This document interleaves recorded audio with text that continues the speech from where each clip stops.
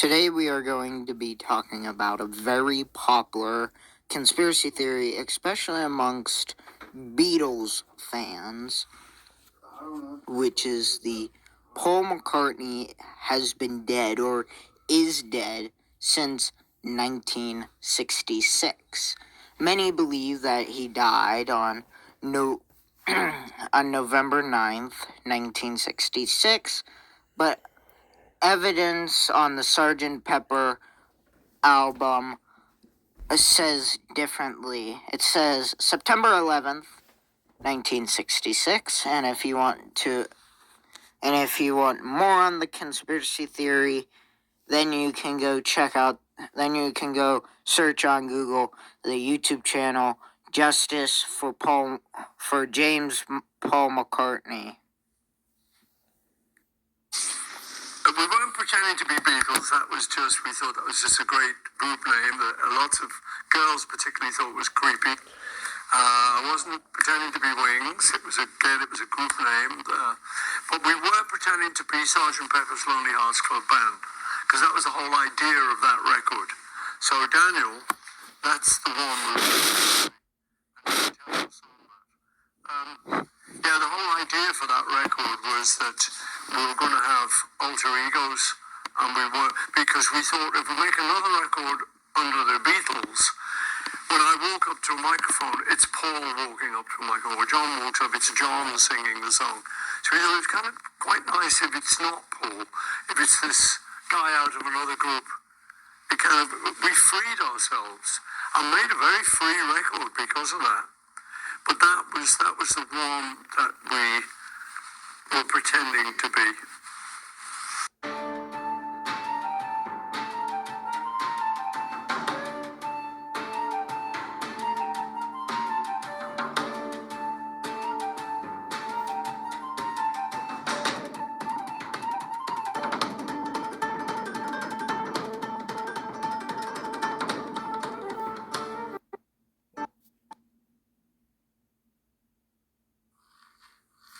This guy's has the most popular Paul is dead. Paul McCartney is dead in 1966, and the other videos by Rolling Stones, and of course I'm not watching anything or listening to anything by Rolling Stones.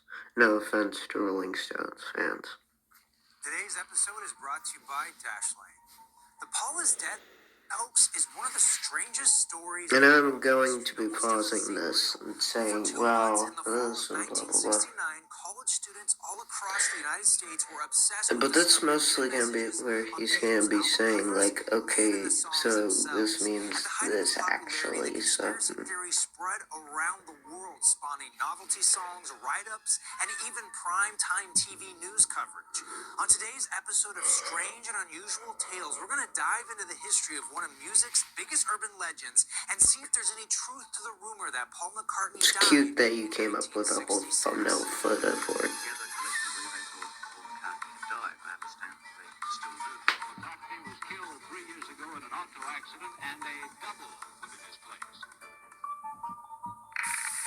The gist of the theory is that after an argument during a Beatles recording session on November 9th, 1966, Paul McCartney sped off in his car only to be decapitated in an auto accident when he lost control of his vehicle.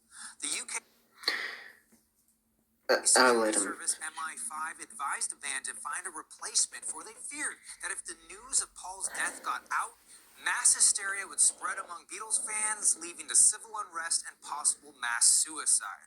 The band held a Paul McCartney lookalike contest, and the winner was a Scottish orphan named William Shears Campbell, otherwise known as Billy Shears. After undergoing some minor plastic surgery, the Beatles taught him how to sing, act, and play music just like Paul. Luckily for Alright, so let's actually look at this so far. Personally, I don't believe that November 9th was the day. That was the day that Yoko Ono and John Lennon met at the Indigo Gallery.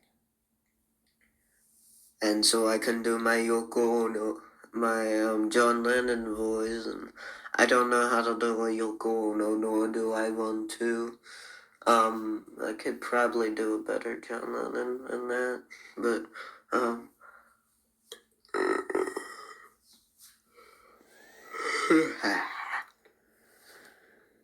his job was made easier by the fact that the Beatles recently retired from touring and they were all set to don a new look for their upcoming album, Sgt. Pepper's Lonely Hearts Club Band.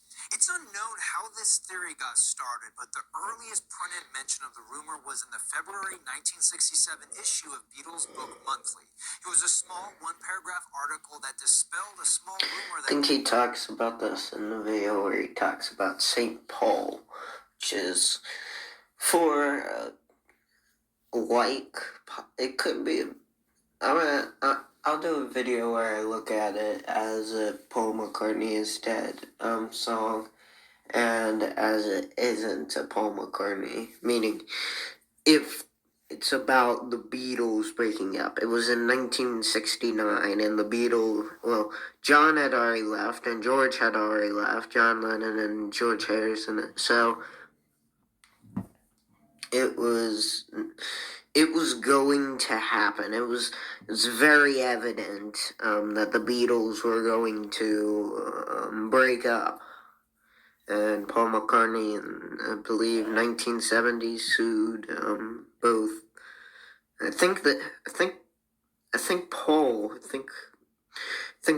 McCartney sued all the Beatles because he just wanted to end the band. He wanted to end the Beatles. He wasn't keen on it. Like, who would want their job to end? Basically, it was like saying goodbye to a family member who you've worked with for so many years. Like, that was, for Paul McCartney, it was, I believe, 13 years. Or Billy Shears, which it was 4 years. So it was less, important to it. This seemed to quell the rumor for some time until the fall of 1969 when the rumor resurfaced. At first, it was just a story told at parties on college campuses across the U.S. It was like in the Midwestern area around where Tim Waltz is, and they kind of were like,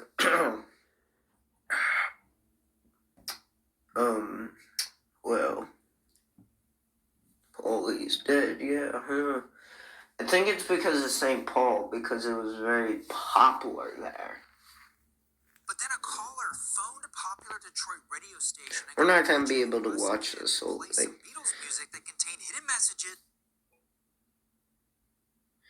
We're going to...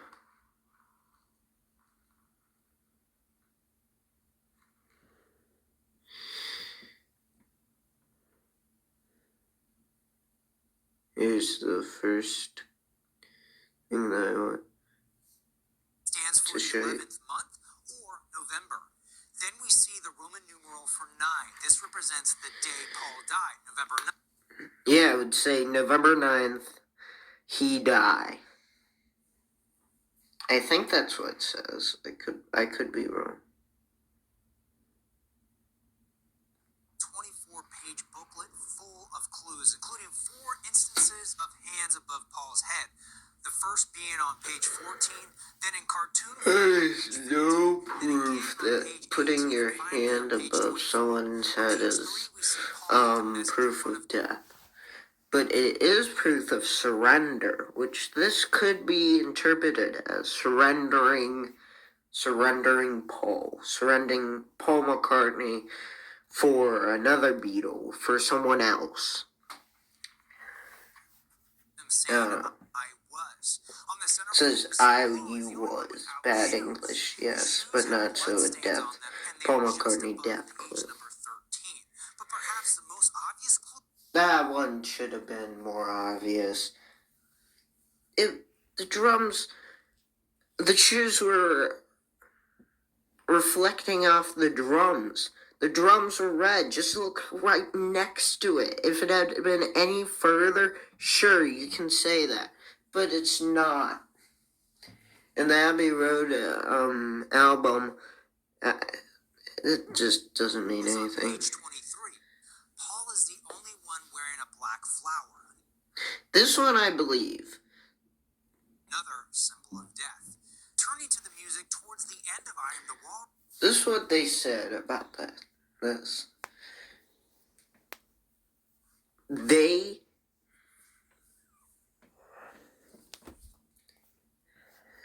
They only had so many red flowers, so someone was gonna get cut.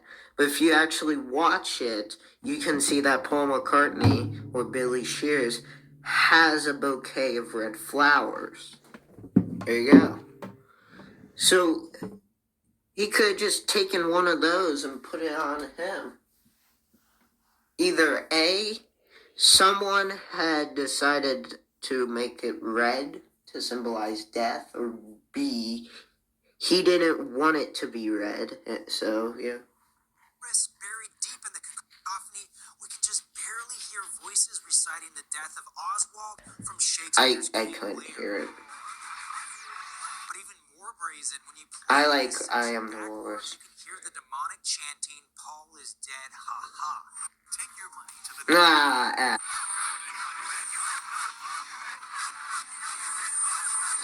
Flipping over to side 2. I can hear Paul is, but I can't hear dead, and then I can hear haha. While the White Album itself lacks And they say cranberry sauce. looking at the included poster, we find the only known photo of Billy Shears pre-plastic surgery. Moving on to the music. I've actually provided many photos of Billy Shears before plastic surgery.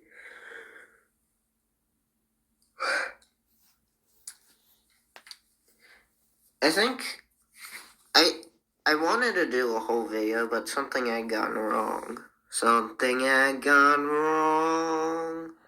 That's not it. Originally, this had the video of when he went to Kenya and took some photos, but so here's some photos of him before he got plastic surgery. That's him going to get plastic surgery. I think that's him maybe at the plastic surgery place. That's an example of what he looked like through the months.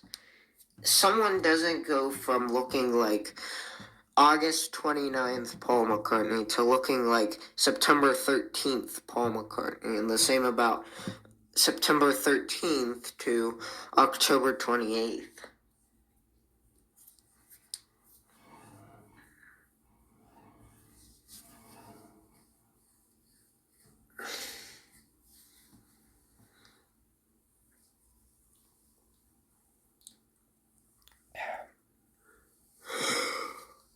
But maybe I was wrong on the date that he had died, because it kind of looks, because the October version of Paul McCartney looks like the October 28th version.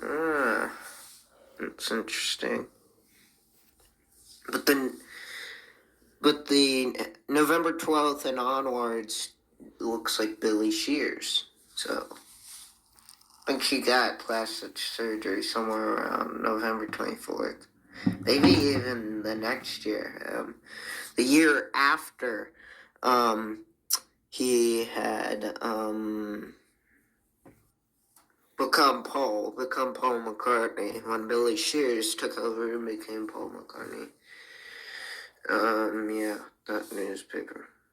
The song Glass Onion contains a very obvious wink to the fans, as if John is confirming they're onto something. Well, here's another clue for you, Mom.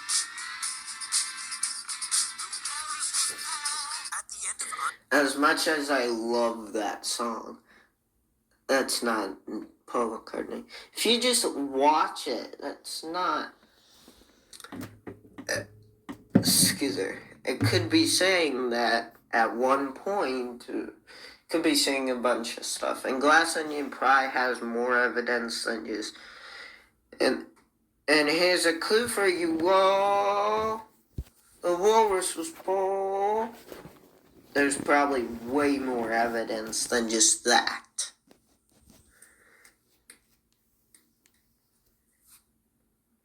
I'm so tired, we hear some gibberish. But when we play this backwards, we hear John say, Paul is dead, man. Miss him, miss him, miss him. Finally, I can barely hear it. I can hear it. I can hear him say that, but I can't hear him fully say it. Turn me on, dead man.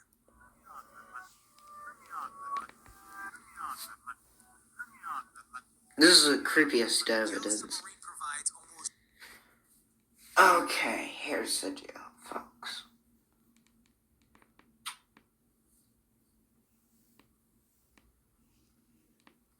Yes. Actually, that's probably the most, definitive, yes, that is evidence. He doesn't he doesn't say, no, this isn't definitive evidence. He just says, I can't prove this wrong during this hand. No clues other than yet another hand above Paul. Moving on to Abbey Road, the cover shows It's weird how they keep doing that. to be a cemetery.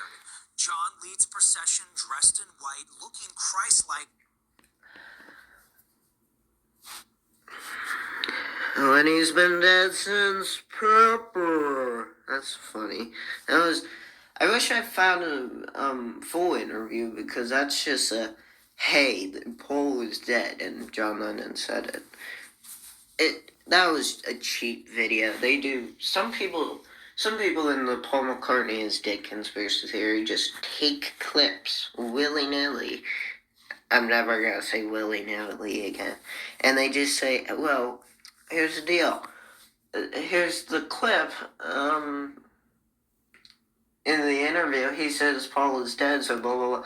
I think that's, R.I.P. Paul McCartney, 1966. I think Justice, James Paul McCartney, does a pretty good job at finding his evidence and backing it. And I think he does. I think he would do. I think his videos are more than what other conspiracy theorists do, and more like a thesis statement than a clip, saying, they just cite their evidence. They just say, oh, he said this. They don't say where they found it, and they don't say the full quote. But you see, with Justice James Paul McCartney, it's really hard to say his full name. He takes all of the stuff, grabs the evidence, tells us who these people are.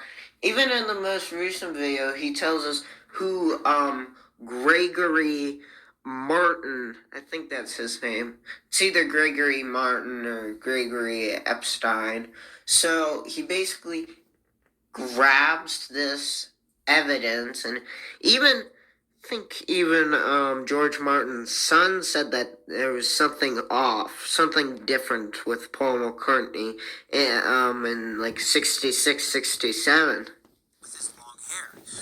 Ringo follows, dressed in black. Yeah, he does look like Christ. Paul walks behind, out of step with the rest of the Beatles, and holding a cigarette in his right hand, contrary to the real Paul, who is left-handed. Okay, this is understandable, like the drum thing. But people who smoke,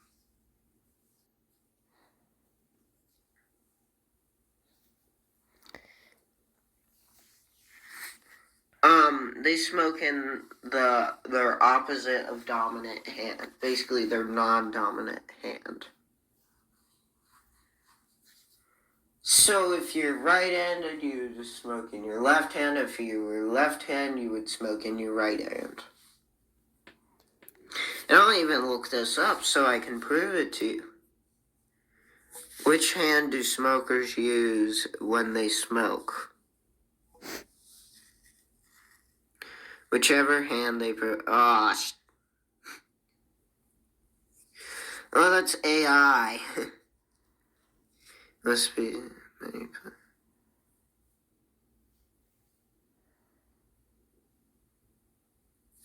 So yeah, I think that proves it pretty good. I didn't read all of it, so I could be wrong. They do that a lot, so Paul McCartney, conspiracy theorist, by they. A lot of conspiracy theorists don't, seriously, like, I want to show you that was an interesting cover, because you could say, oh, actually, why would they do that? Why would they want to do that cover? I can understand the recalled version, but why that cover? I think it's enough. I think that covers enough evidence to say they wanted to do it, and Capitol Records seemed to be okay with it. I think that's where it kind of went there. With clearly an indication of his horrific car accident. On the reissued cover, everything looks... Yeah, I can understand why they would do that. Unless it's like something like Photoshop, but that didn't exist back then, so... Still alive. But that's which brings us to the rebuttals. While these clues are entirely I think this guy... some are quite convincing, there has to be a simpler I think this guy's taking this completely off the Wikipedia page. Because I think there was a whole section of proof, and it was like in quotation marks, and then under it said rebuttals. So I think all of his evidence I think it's coming from multiple other articles, but I think his script, like how it's structured, is coming from Wikipedia. Explanation. And so let's go back to Sgt. Pepper's. If we look at the outtake photos from the cover shoot, we can clearly see how they try many different poses. Paul isn't always holding the clarinet. Sometimes it's a brass instrument. And notice how Paul... But they also decided he's that not they always were in the going middle, to go nor with does he that. always stand. But they also decided to go with the one with Paul McCartney were having a black instrument. Why did they want to do that? Why did they say, okay, so these photos are great, but they're not as great as this one? Why did they say that? Under the supposed death hand. For a number of shots, Ringo takes his place. As for the other appearances... It's because Ringo Starr died in 1966. I'm just kidding. I have a bunch of conspiracy theories about the Beatles. One of them, I watched a video, it was a joke, that they made a joke of the Paul McCartney, it was like satire of it, was dead, where they said Ringo Starr was dead, and it was April Fool's Day, and yeah, it was a whole thing. So, of hands above Paul's head, this is pure coincidence. Also, there's no evidence of hands above head signifying anything to do with death or the dead. The date on the bass drum head doesn't hold up when you convert it to the UK standard format of day, month, then year. So it would actually read September 11th, which is a whole other can of worms. And while Paul didn't die November 9th, it is an important date for John Lennon, as that's the day he met Yoko Ono at the Indica Gallery in London. As for the guitar made of flowers, according to photographer Peter Blake, that was an impromptu suggestion from one of the assistants during the shoot. The arrangement of flowers forming the word Paul is also a coincidence. And for Paul's OPD patch, when we look at alternate gatefold photos, we can clearly see that the patch actually stands for Ontario Provincial Police, or OPP. And again, the back cover photo was simply the favorite choice out of a series of photos. Yeah, basically Paul McCartney, I think John Lennon was, sorry for choosing Yoko Ono over, Paul, so he wrote, yes, I Music, did. art, design, business, investing. Today's episode is brought to you by We're gonna have to do this When I next first episode. released my video... What about it? Were you surprised by the amount? I mean, it's really extraordinary. I mean, front page of all the magazines. It sort of started with that thing of, here he is, an ex-Beatle. 10 years later, he's coming to play America. Which, funnily enough, I didn't even think about. I didn't realise it was 10 years since I played with the Beatles. And I just kind of thought, I didn't realise it was 10 years since I played with the Beatles. So I just kind of thought I was coming on tour. So I think that's sort of what's done it. And do you feel any kind of, I guess resentment is much too strong a word, but any kind of hesitation about the fact that you will always, in all probability, be identified as a former Beatle?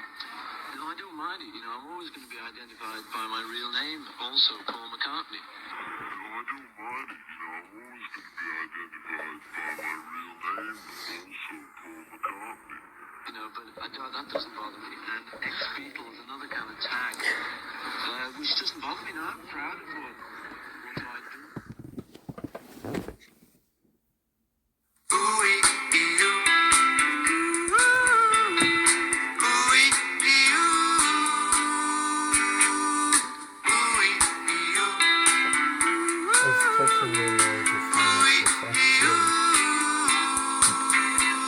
Seems to me nothing ever goes right. Seems to me nothing ever stays the same.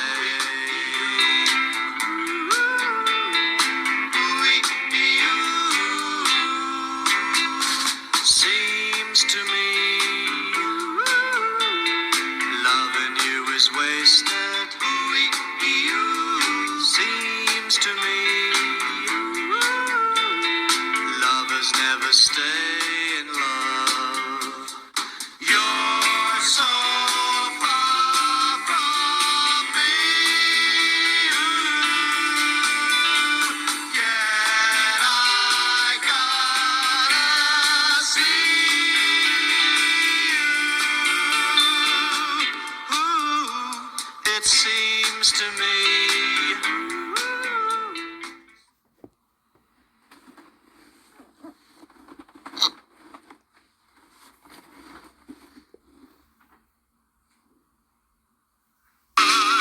But it stopped short, never to go again when the old man died. 90 years when you're tough, the very fits, your voice is gruff, it sounds like grits, you are so strong and proud of it, thanks to Mr. Apollo.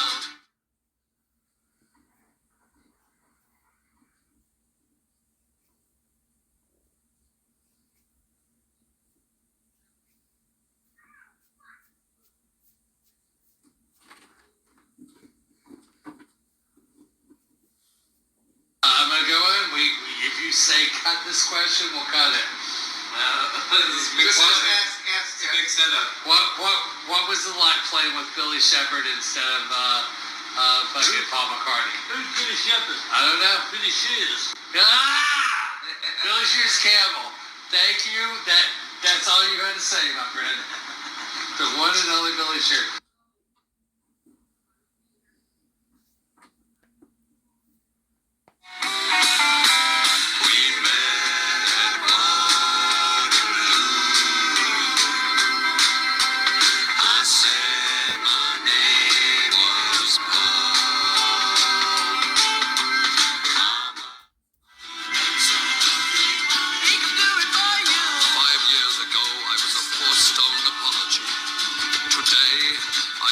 Separate gorillas.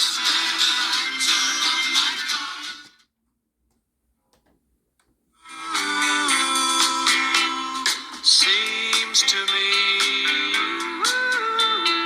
you might learn to love me still.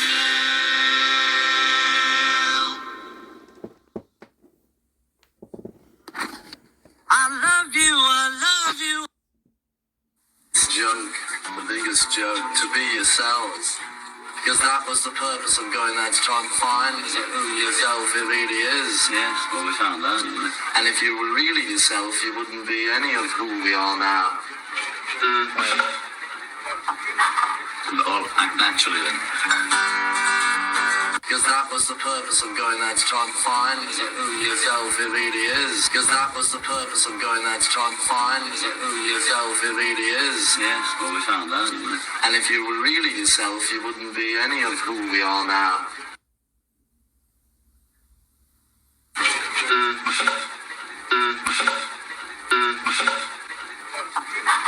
We'll all act naturally then. We'll all act naturally. We'll all act naturally. We'll all act naturally then.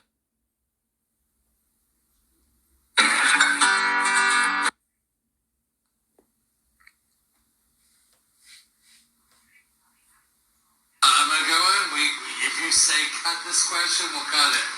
This is a big setup. What was it like playing with Billy Shepherd instead of fucking Paul McCartney? Who's Billy Shepherd? I don't know. Billy Shears. Billy Shears Campbell. Thank you. That's all you had to say, my friend. The one and only. Oh, is that a film? Yeah. I've got you.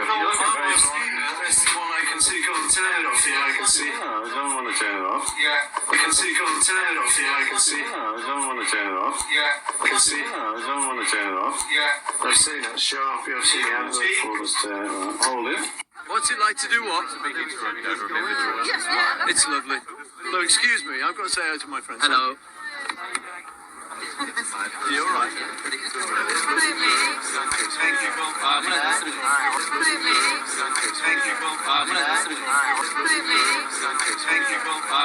And if you were really yourself, you wouldn't be any of who we are now. And if you were really yourself, you wouldn't be any of who we are now. Is that a fresh spotted team? Yes. It's fairly fresh. This is actually a Beatle wife fixing the tea for one of the Fab Four ex-Beatles. Fab Three.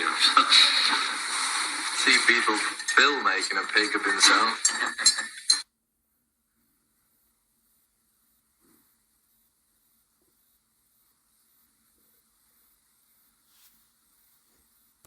You see much of the Beatles these days, the other Beatles. Beatles are great band. Beatle Ed. Beatle Ed, how is he?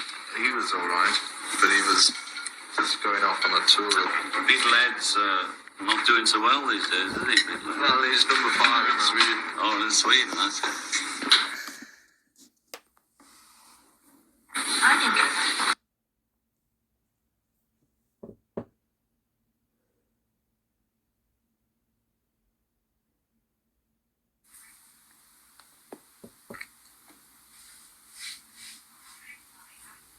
I'm gonna go in. If you say cut this question, we'll cut it.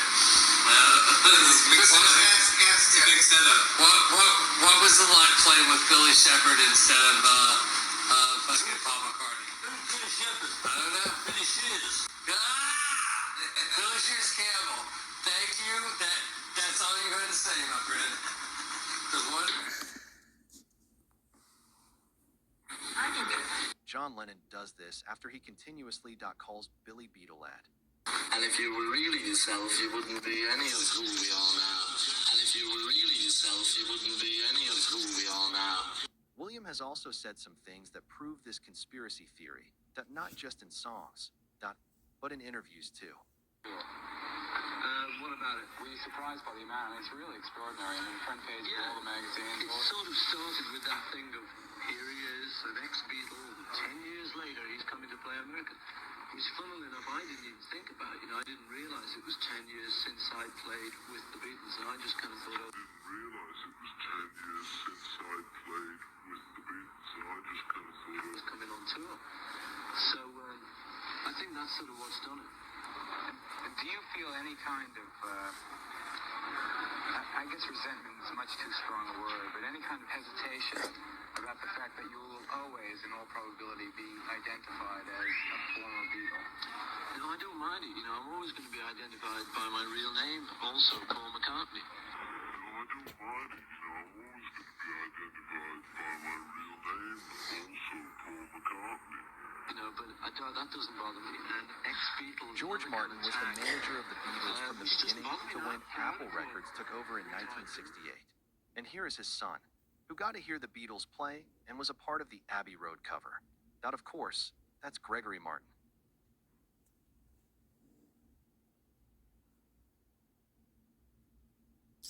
It sounded like you could see that that's a possibility as well. Yeah, I do. Because of what's happened over the last few years. And look, obviously, I was so young, so I met, if there were two Pauls, I met both of them, I can see, I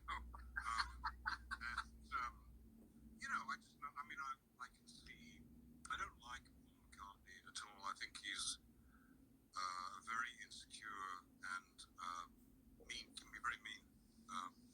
This is known publicly.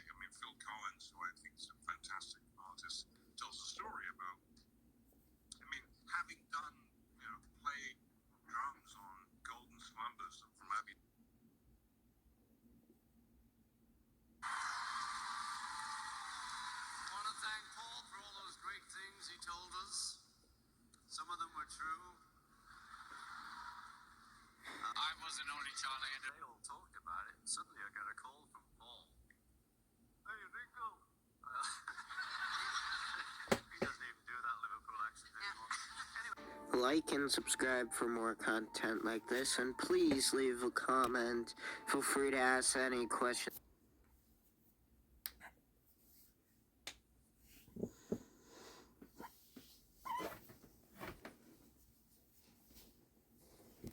I'm Olivia Harrison. We just won a Grammy for the best limited edition package. 50 years after this album was made, and 58 years since George got his first Grammy, when at the 7th annual Grammys, the Beatles won Best New Artist. I don't really want this interview to be all about Paul, because it's just like that umbilical cord was broken. He's married someone else. Okay.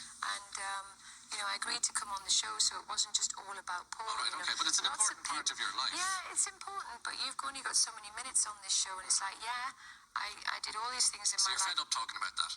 It's so boring, honestly. If you want me to fall asleep, if you had a pan of soup, I'd put my head in it.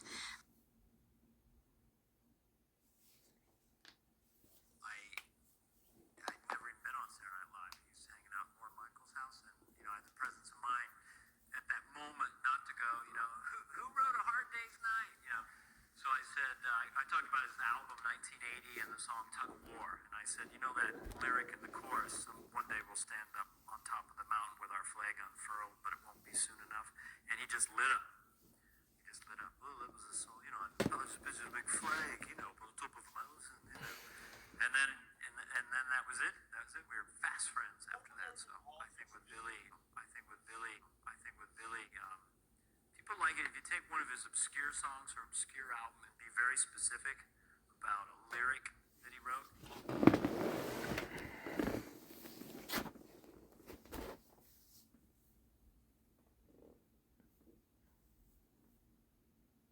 Merseyside, England, July 6th, 1957. 16-year-old John Lennon meets 15-year-old Paul McCartney at a church garden party. Lennon's band, The Quarrymen, had just played a set, and Paul had been impressed enough to come up to chat with him. As it turns out, McCartney was a musician too, and performed a song for Lennon backstage. Lennon was also impressed and asked McCartney to join the group as a rhythm guitarist. McCartney said yes. The two quickly got along due to their shared love for American rock and roll. In February 1958, McCartney invited his buddy George Harrison to watch the band. Harrison loved what he saw and also wanted in. After impressing the band with his amazing guitar skills, they enlisted him as lead guitarist. By January 1959, Lennon's buddies who had formed the original band were out of the picture. It was just him, Paul, and George. They continued to perform, though, sometimes performing as Johnny and the Moondogs. Whenever they could find a random drummer, they would play a show. Meanwhile, Lennon had begun studying at Liverpool College of Art, and there he met a dude named Stuart Sutcliffe. They became friends, and Sutcliffe joined the band on bass. He was actually the one who convinced the band to change their name to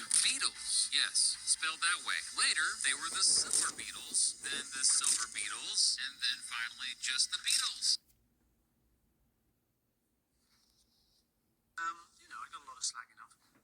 But in a way, you just, it's life, isn't it? You have to, if you, my son, when all others around you keep good, and all of that. It was a lot of that at that time, and I just got married too, which is a new experience. So it was a question of keeping on and pushing through and all of that stuff. It needed a lot more of that than I'd ever had to bring to bear on anything before, because I'd never really been in that dodgy a position before. I've been lucky, just fallen into the Beatles. They asked me to join, so that was there. I'd never had to form a group, which is something I didn't realise till I formed it at Wings. I thought, yeah, I know how to get groups together. I got Wings together. I thought, no, I didn't get the Beatles together at all. That was really fun. So all those kind of difficulties, made things a bit sticky for a while then.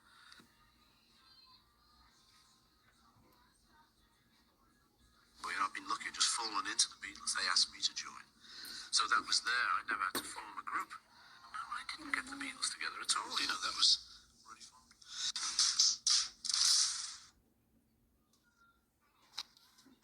Like and subscribe for more content like this, and please leave a comment. Feel free to ask any question that you want.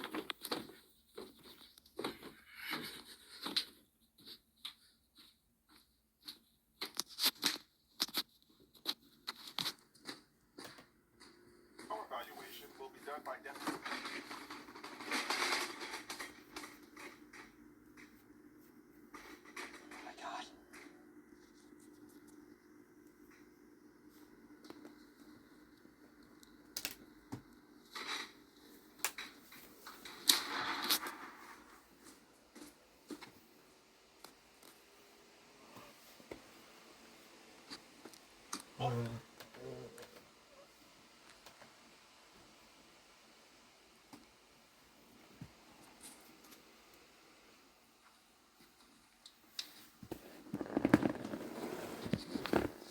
so, he was out there being his actor.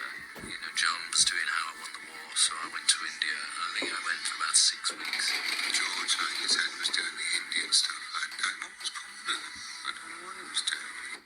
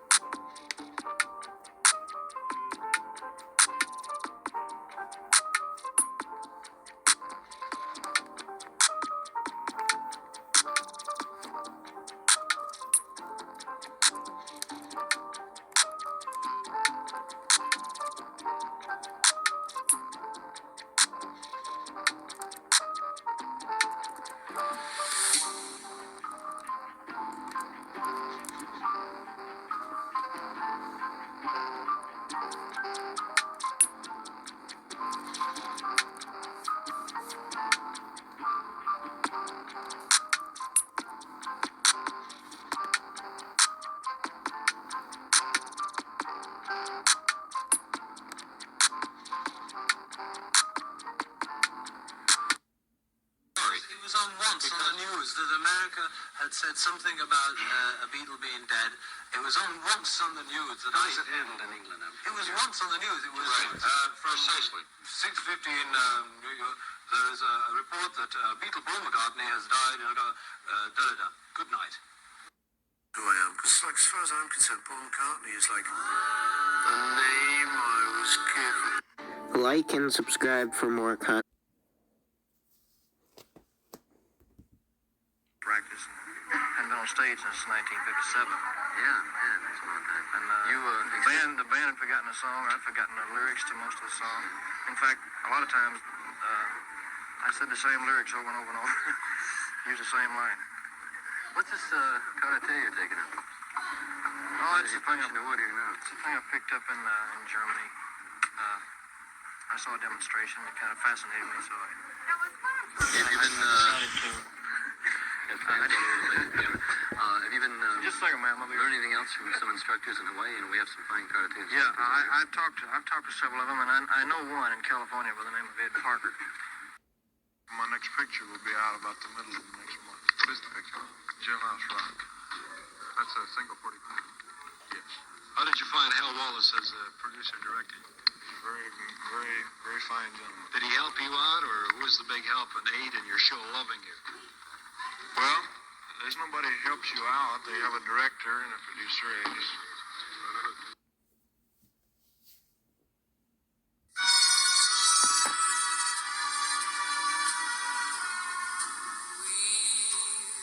Meet again.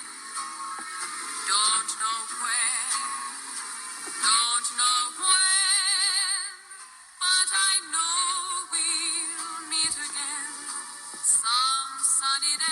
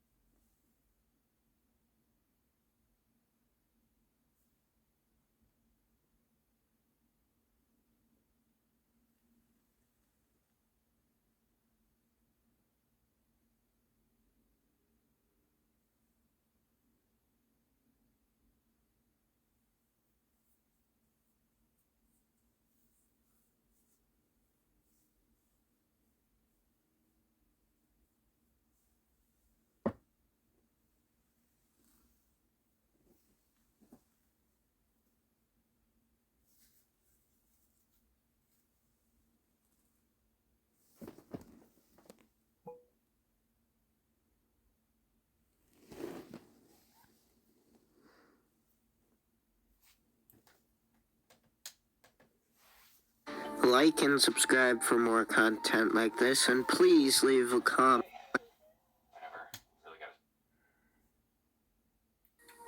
The reason why a lot of historians don't think that this story is true is because more primary sources, like Charlie Chaplin's biography written by his son, don't mention this story.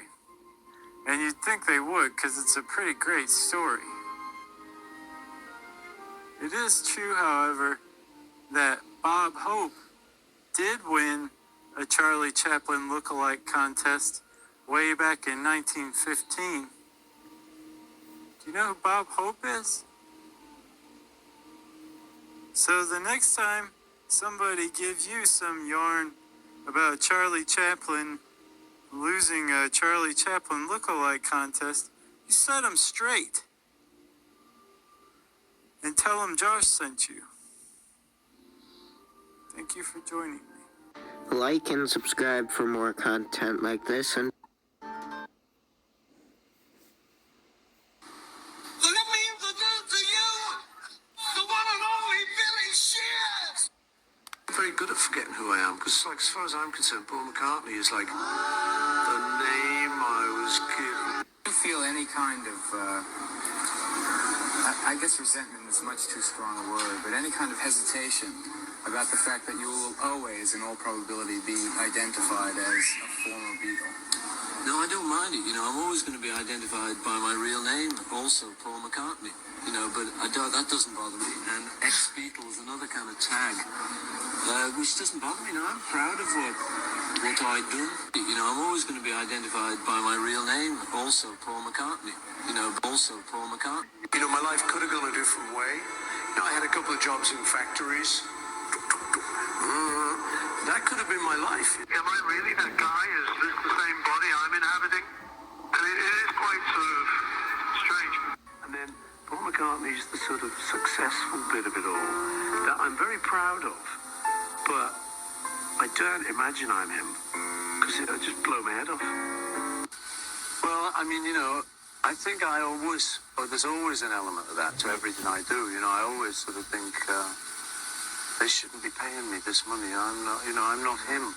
I'm some little kid masquerading as this guy who's like the famous guy. It's so incredible and continues to be so incredible that I just feel very lucky. I still think it's kind of magical thing. I still can't believe it. There are two Paul McCartneys. There are two Paul McCartneys. There are two Paul McCartneys. I suddenly realised that I didn't actually know how to set up a band. You think about it, I'd never actually done it before. I joined the Beatles as an already set up affair. Wasn't it Blue Lady? Lady in Blue, something like that. I'm myself at 30. But I look a little younger due to a Pharaoh sweater, which allows you... sir. Yes? Yeah, I'd like to take a photograph of the young lady. Do you mind? I don't mind if Miss Thank you, but I Gabriella can't take does it while this. you're there. Well, So Miss would you mind Gabriella doesn't moving? mind, You don't- so do Thank you, bye-bye. See you later. Cheers, here's to the Rock and Roll Hall of Fame. Here's to Ringo Starr, Richard Starkey, born in Liverpool. Best drummer in the world. The man. My friend. My little brother. Here's to you, baby. I've been feeling alive. I've got too much on my mind. I think of everything to be discovered.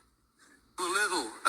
One of them was Stella, my little baby. She was. Stella, who's now designing is now fabulous head of things for Chloe. Chloe. Yeah.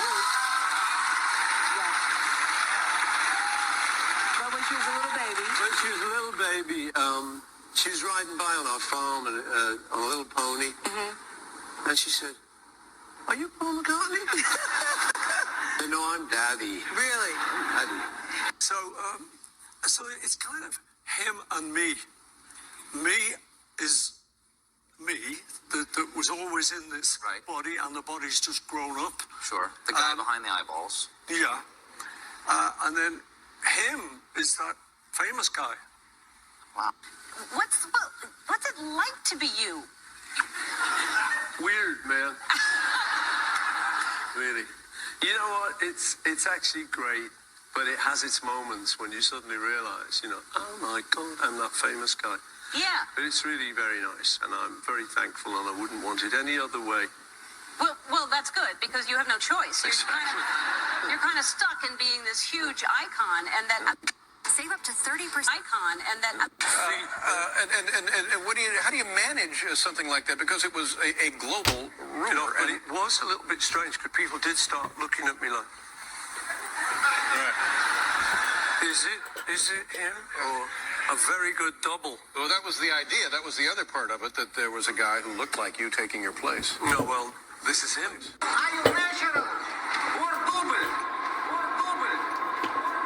That's a secret. I can't tell you. For years I've been able to fool people. I'm not Paul. He don't want a fake. I cannot reveal it just yet. What is your own personal attitude to this? It turned out my attitude towards it is quite light. And let's face it, ain't nobody getting out of this one alive. So it's you want to just tell the truth, but you've got to be guarded to some extent. You know, all the people who come out with the truth normally get knocked down. Paul McCartney's the sort of successful bit of it all. I don't imagine I'm him, because it'll just blow my head off. Am I really that guy? Is this the same body I'm inhabiting? And it is quite sort of strange.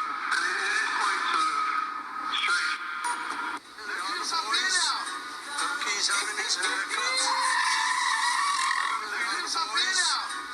He's having his haircut. I got a little voice. He's having his haircut. Been lucky just fallen into the Beatles. They asked me to join. So that was there. I never had to form a group. No, I didn't get the Beatles together at all. You know, that was really fun. It's a huge rumour. At one point, a conspiracy theory, if you like, that Paul McCartney was dead, that you are not Paul McCartney, you're an imposter pretending to be Paul McCartney. The internet are very passionate about this, and there's been clues, like, is it Sergeant Pepper, you play it backwards? Everyone was stimulated with way too many stimulants. Right. So it was a pretty crazy time. This is true, and there wasn't really any way you could stop it. For years I've been able to fool people. I'm not Paul. He don't want a fake.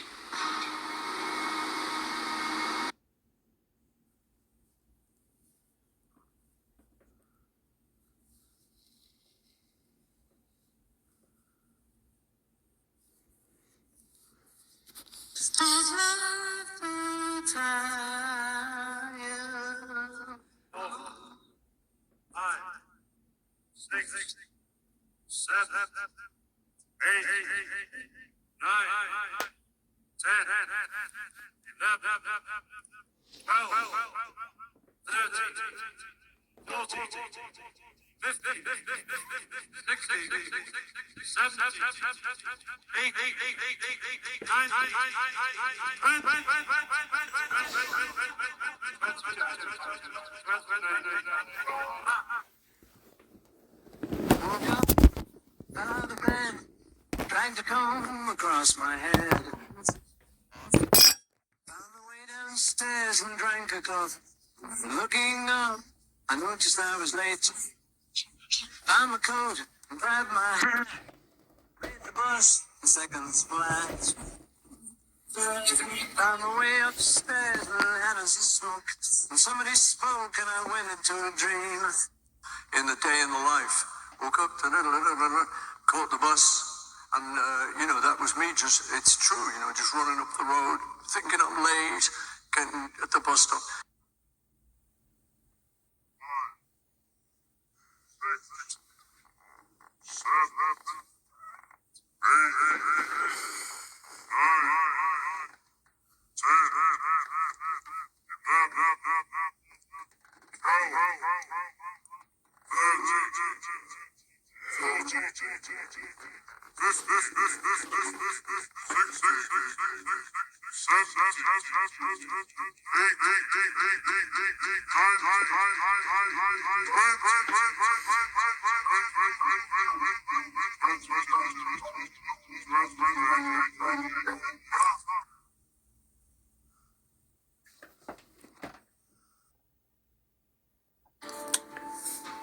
In 2001, George Harrison died, but before he left behind something more shocking than anyone could have expected.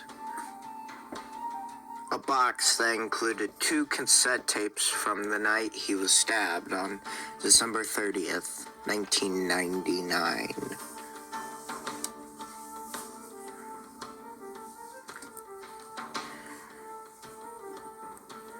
The following account is based on what may have happened, may have been recorded, remembered, and finally released into the world when the time was right.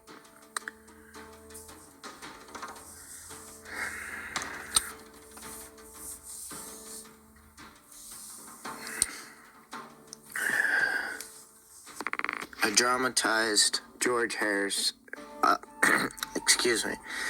a dramatized Olivia Harrison visiting George in the hospital, worried and whispering, "You said you leave something behind if it came to this." George looked over to his wife, Olivia Harrison, and said Paul would know what to do. Reenacted George recording the tapes. Talks about rubber sole and revolver, confuses dates due to medication, mentions the stabbing incident and feeling death was near. Olivia Harrison hiding the tapes for decades, fearing its impact and symbolism of death in their home. Flashbacks to, I'm not supposed to read that. Meeting Billy Shears. Paul's accident in late 1966. After that, Billy had his training, plastic surgery, and first public appearance. The Beatles were confronted by MI5, dramatize the Maxwell warehouse scene after they'd released clues in their recent album. Maxwell yelling, "You're putting Her Majesty in jeopardy." The Beatles, bruised but terrified into silence. Part 3, hidden in the music. Breakdown of the clues in the albums. Da-na-na-na-na. Magical mystery tour phone number. Leads to a funeral home. I'm a Walrus equals coded grief. Magical mystery tool. Sorry, excuse me. Strawberry Fields Forever. I buried Paul. Glass Onion. John Lennon's Mockery and Truth Behind Together. The White Album, 4 Mourning Photos. Paul is dead. Miss him, miss him, miss him. Revolution 9, Reverse Clues, Screams, Ambulances. John Lennon places images in the Yellow Submarine cover. Skeleton hand above Paul. Band pointing down, Burial. Man pointing up, Heaven. Symbolizing of blue sky / green sea, life above, death below. All Together and Northern Songs, subtitle, lyrical hints. Part 5, The Final Decision. Olivia Harrison deciding to give the tapes to Highway 9. Fear over... And I'm going to explain at the end the exact reason why it was Highway 9 and not somewhere else, and why it was 2005 instead of earlier or later. Fear over YouTube's rising power and how it could spread the story. Final message. He said, "Give it to someone when the time is right," and I knew it was time. Alrighty, we've gotten to the point where the video is getting ready to finish off, and now we're going to be doing the, where I say, Credits and epilogue. Show cassette.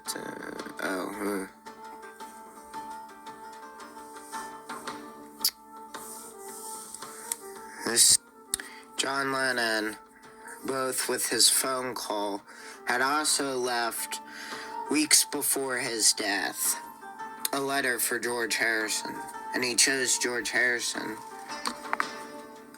because Billy was Billy. He was Paul McCartney at that time, so you know.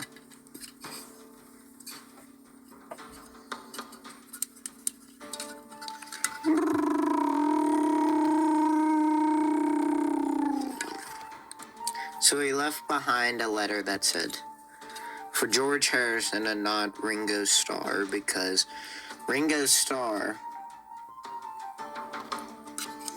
well, actually, he did write 2 letters, one to Ringo Starr and one to George Harrison. He hadn't given one to Billy Shears. So, this one didn't go out to Billy Shepherd. So, dear George Harrison, if you're reading this, then you were given this by my wife, Yoko Ono. The letter that you are reading is a written letter The letter that you are reading is written as a letter to remember I'm writing this so you can remember this information. This letter was written in November of 1980. This is so you remember the time Paul McCartney had died. I bet you remember the beating that Maxwell and other MI5 members gave us, but you probably don't remember the clues on the White Album. If someone sees the front of this letter or the back,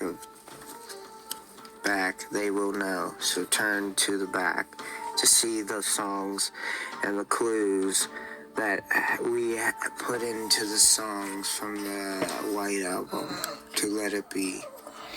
Burn this letter after you read this and take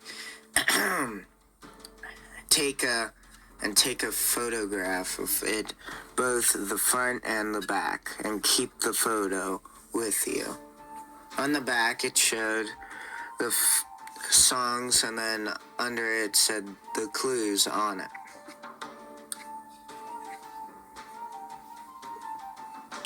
Ringo Starr also left a letter for him, which was, Dear George Harrison, if you're reading this, as the last remaining Beatle, I want you to remember all of our years together.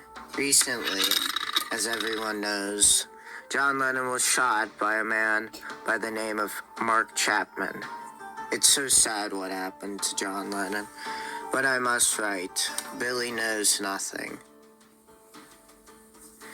But what we told him. John Lennon sent me a letter in the mail where it gave clues from Sgt. Pepper's Lonely Hearts Club Band to Abbey Road. Since we're the last 2 Beatles alive, I must write this down so I remember this. Like with John Lennon's letter. Read this and take a photo of the front and back and then burn the letter. The letter was very similar to John Lennon's letter, where it had a song and then the clues, and on the back it even said, it's now your responsibility, which made George Harrison think that he should say something before his death.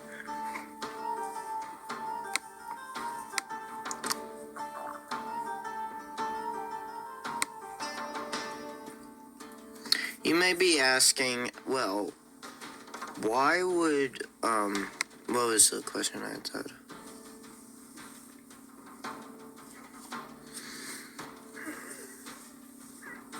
Why would Olivia Harrison give Highway 9 this? Why was it Highway 9? It was more or less a random choice. George Harrison, before his death, told Olivia Harrison to give it to Highway 9 because it was a studio from the 1960s, which he knew. He knew if she sent it in from the United States that as long as she didn't get her fingers on it, that they couldn't track her down. He was still fearing, even close to death. So, why did Olivia Harrison really hold on to this? And the Paul McCartney really is dead. The last testament of George Harrison was a tape that George Harrison gave to his wife, Olivia Harrison. She was told to hold on to it until the time was right. That time had come. Olivia Harrison figured that she had won a Grammy, and that the Grammy would overshadow this, but she also feared a little because of a recent but not little now.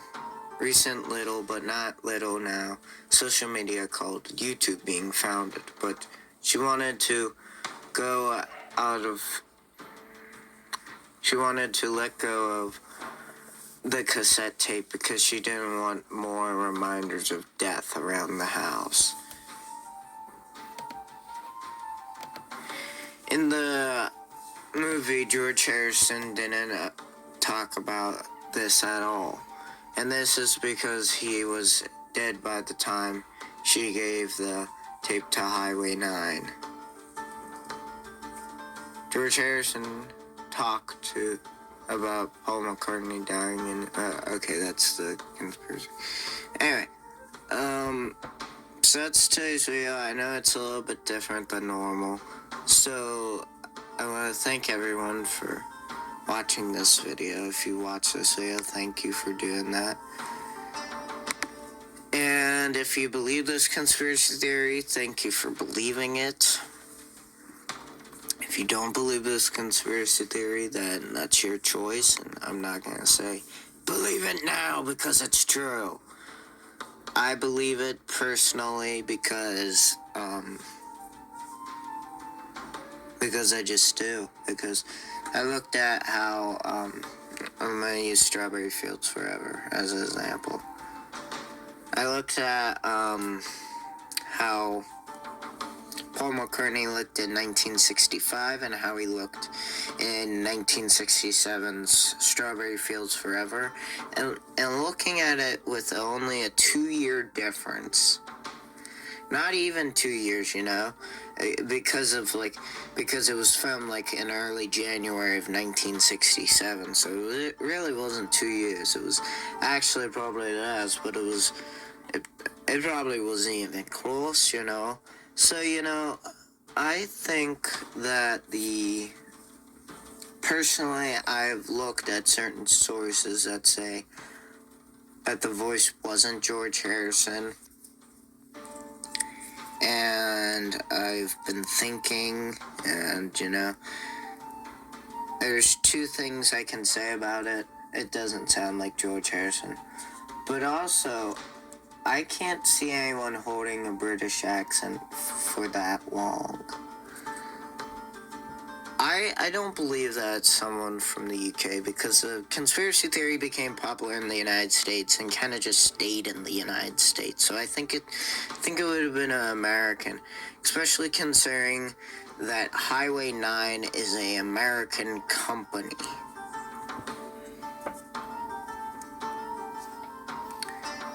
But if you don't think so, please voice your opinion. I think it would be very hard to just do a British accent for that long and try and sound like George Harrison for that long. Even if you're British, it'd be that hard. Even the best impressionists, Dana Carvey, Robin Williams, they can't even do Genie, Robin Williams' character, or Joe Biden, or George H.W. Bush. Like, Dana Carvey can't do that. And, Perfect. you know, let's do a Beatles reference. Dana Carvey can't do Paul McCartney for so long. I bet he might be able to do a George Harrison impression, you know. So this video has been longer than I expected, so, you know, it has also been shorter than I expected. So, you know, I want to thank everyone for watching this video once again, so, thank you. So, I would like to, talk about a newspaper that popped up in 1966, which I think we can draw as pretty good evidence for the Paul's dead conspiracy theory. So it starts off by saying, false rumor.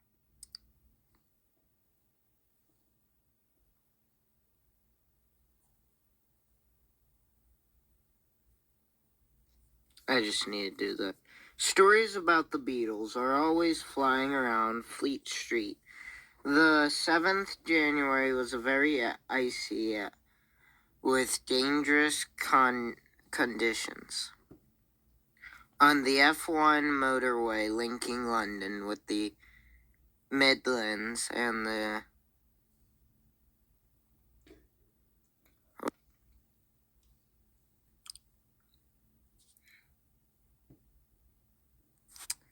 Midlands, and towards the end of the day, a rumor swept to London that Paul McCartney had been killed in a car crash on the M1.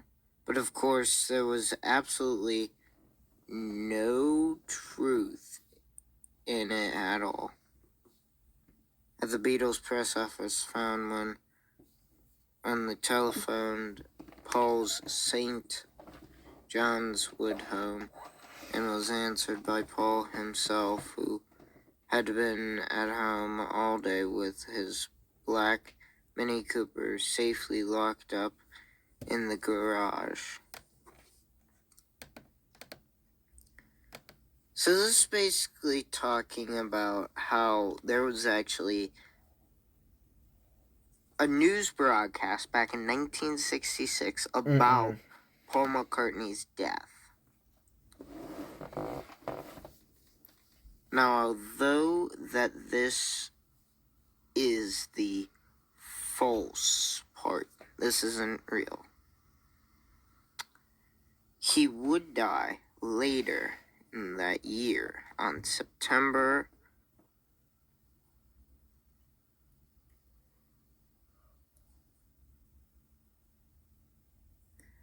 11th, 1966. Sorry, I got bad at handwriting. So, Paul McCartney would die later that year.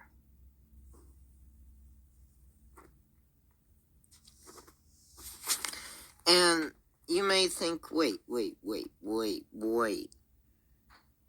How do you know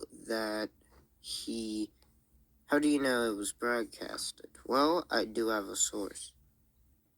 Here's how I know.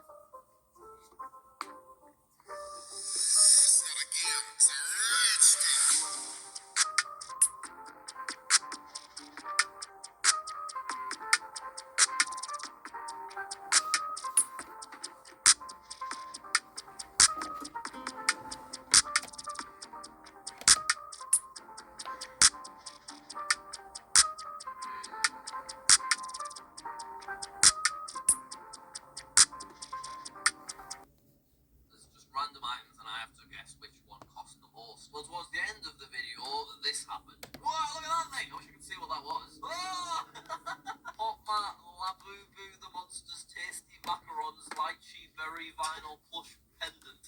If this is less than $100, I'll buy it. Oh no. So I was pretty confident based on everything else in the video, it would not be less than $100. It would be stupidly overpriced because it was some weird design thing. Let's see. It was $61. And I was devastated by it. Well, anyway, I'm trying to pretend that never happened, but you have been reminding me on and off for the last 4 months. And as you know, I love completing my promises, so that is why I hopefully got one of these like this one. So I guess my grandfather, that was one thing in his life I don't think ever missed getting the mail every day. We had to go 2 miles and a half to get the mail. And as a child. Oh my God, I might not even have the right one. It was on once on the news that America had said something about a Beatle being dead. It was on once on the news that. How is it handled in England? It was once on the news. It was Precisely. 6:50 in New York. There's a report that Beatle Paul McCartney has died. Good night.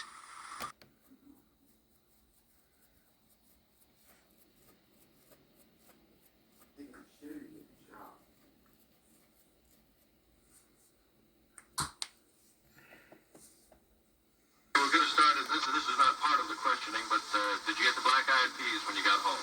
I haven't eaten anything yet. Haven't eaten anything. No. I've just been looking around more or less since I've been back. Now, get down to the serious side of it, Elvis. Now that the Army's part of the past, can you give us in detail some of your future plans? Well, the first thing I have to do is to cut some records. And then after that, I have the television show with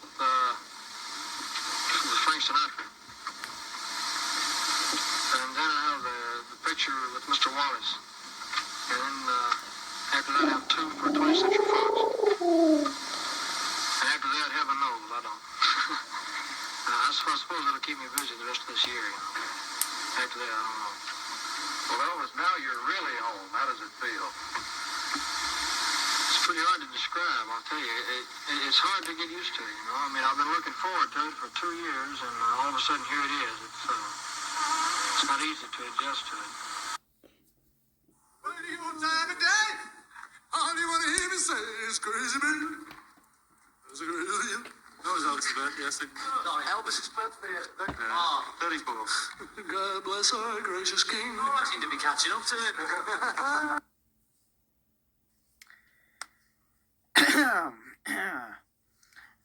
So normally I don't make introductions to these videos, but I would like to say before the video begins, please, if it's hateful, keep it to yourself. And thank you for watching this part of the video. It's not over yet. Why Paul McCartney would never take a DNA test when people questioned if the real Paul had died. Well, believe it or not, he did take a DNA test, and I will reveal the result at the end of this video. I saw the Netflix film Paul McCartney is Dead a few years ago. I found it interesting, but also hard to believe. That is, till I started to do my own research quite recently. I will try to show you a collection of evidence from the film and many different sources in this short video. The Netflix video called The New Paul Fall, while the other videos gave him the name of Billy Shepherd. I even saw interviews of Billy's father and pictures of Billy. To make it easier, I will just call Paul after 1967 the New Paul.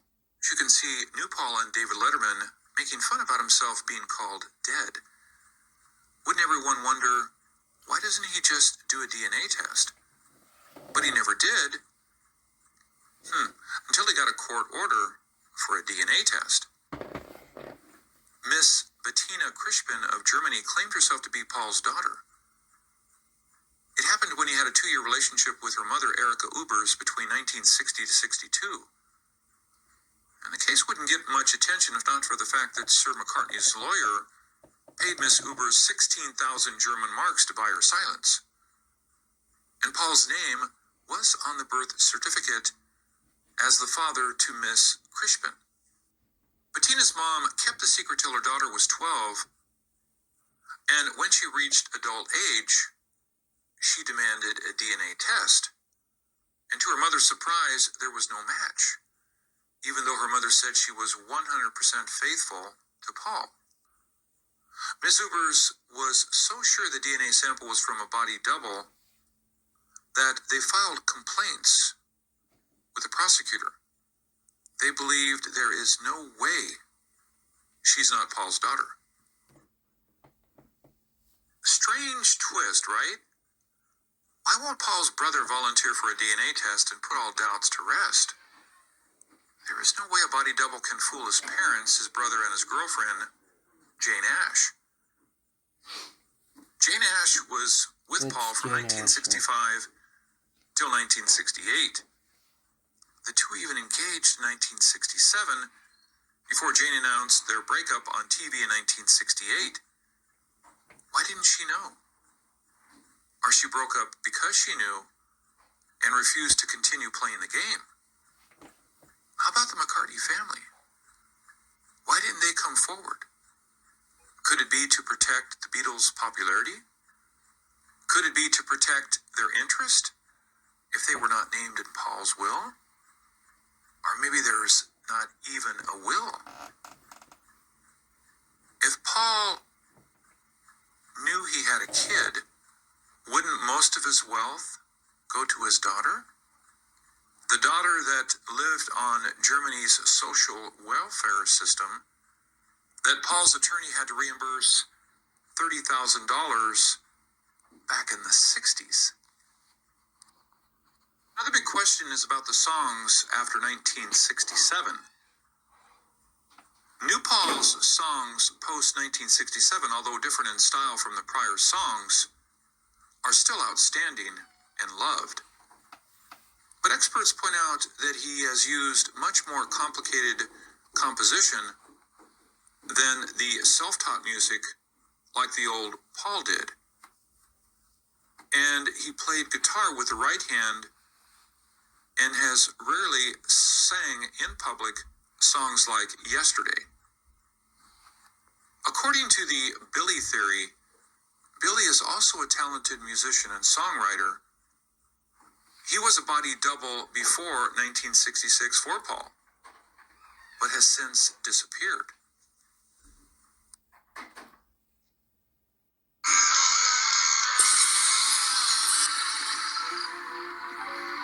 I've protected Paul for this long, and I'm trying to protect him, but I am being pushed to the edge. And that's as much as I can say, or I go to jail for telling the truth. So I'm gagged at the moment, because I'm not allowed to say a word while the media are fed this spin by a certain corner. So awful happened. Someone I'd loved for a long time, I found out had betrayed me immensely, and I don't mean infidelity or anything like that, like beyond belief. People don't want to know what the truth is because they could never ever handle it. They would be too devastated.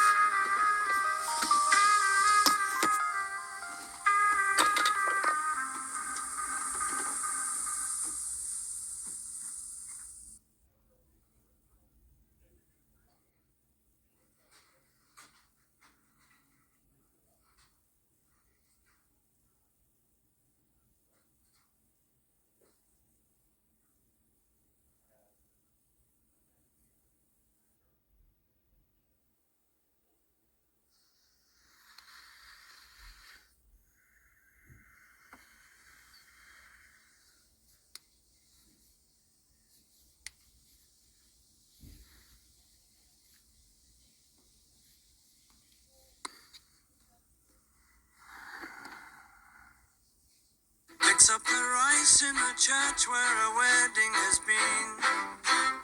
Lives in a dream. Picks up the rice in the church where a wedding has been. Lives in a dream. Waits at the window, wearing the face that she keeps in a jar by the door. Waits at the window, wearing the face that she keeps in a jar by the door. Think of what you're saying. You can get it wrong and still you think that it's alright. Think of what you're saying. Get it wrong and still you think that it's alright. Think of what you're saying.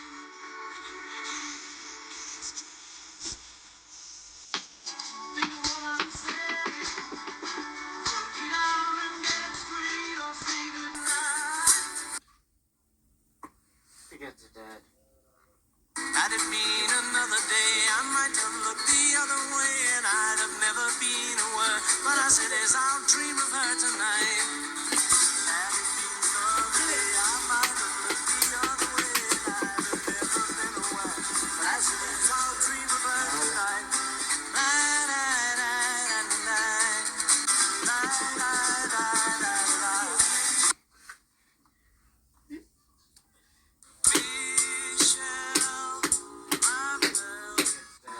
Michelle, my belle. Names that are up here. They're little tiny like bugs. This ants up here. Keep on piping on some.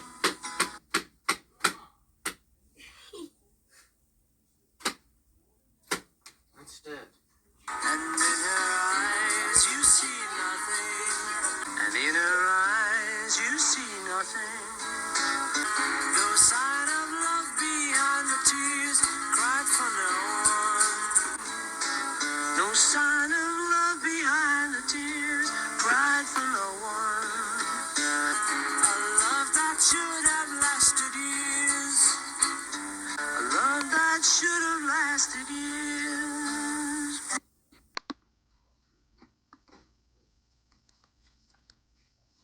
I need to love, and when the sun is up, I'll be good in a special way.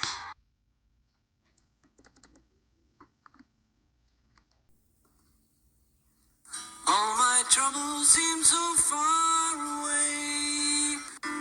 All my troubles seem so far away. Oh, I believe in yesterday. Oh, I believe in yesterday. Now it looks as though they're here to stay. Now it looks as though they're here to stay.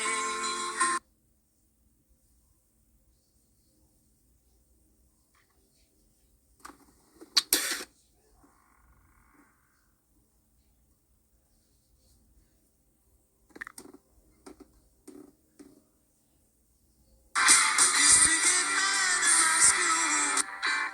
I used to get mad at my school. The teachers that taught me weren't cool. The teachers that taught me weren't cool. Holding me down, turning me around. Holding me down, turning me around. And it really doesn't matter if I'm wrong or right. It really doesn't matter if I'm wrong and right. Where I belong, I'm right. Where I belong, I'm right. See the people standing there, they disagree, but never will. See the people standing there who disagree, but never win.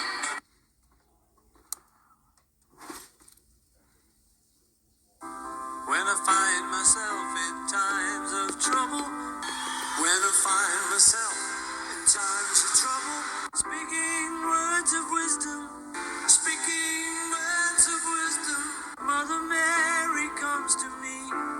Mother Mary comes to me. Let it be, let it be.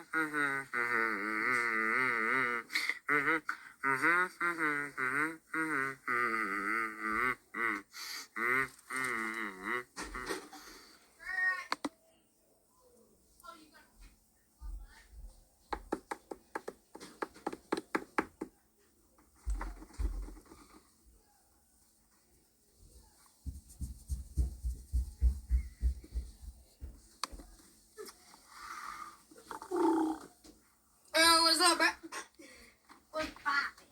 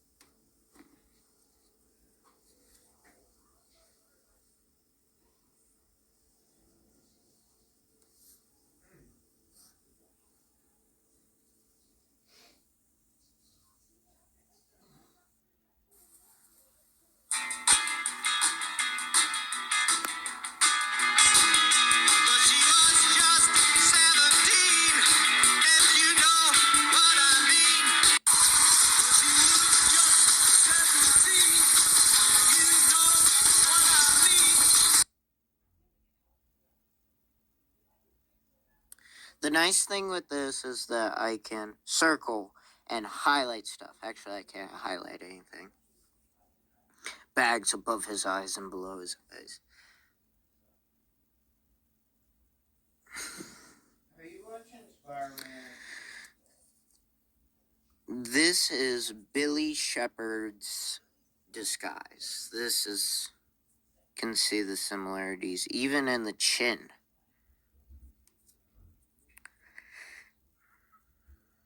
Let's do a side-to-side comparison.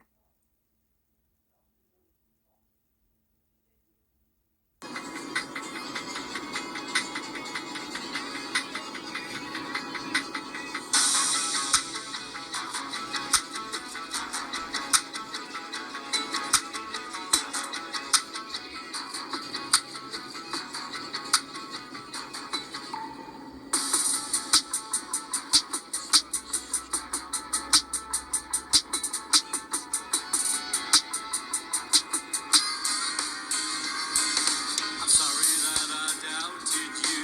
I was so unfair.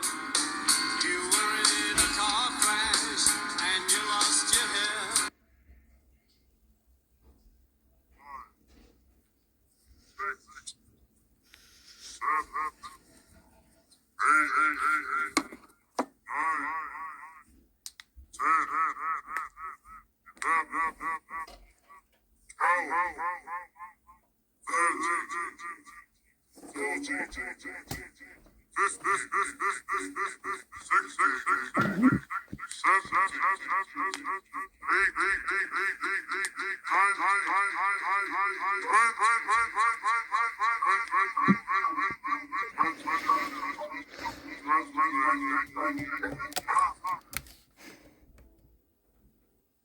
A Beatle being dead. It was once on the news that it isn't handled in England. It was once on the news. It was for a station. 6:50 in New York. There was a report that Beatle Paul McCartney has died. Good night.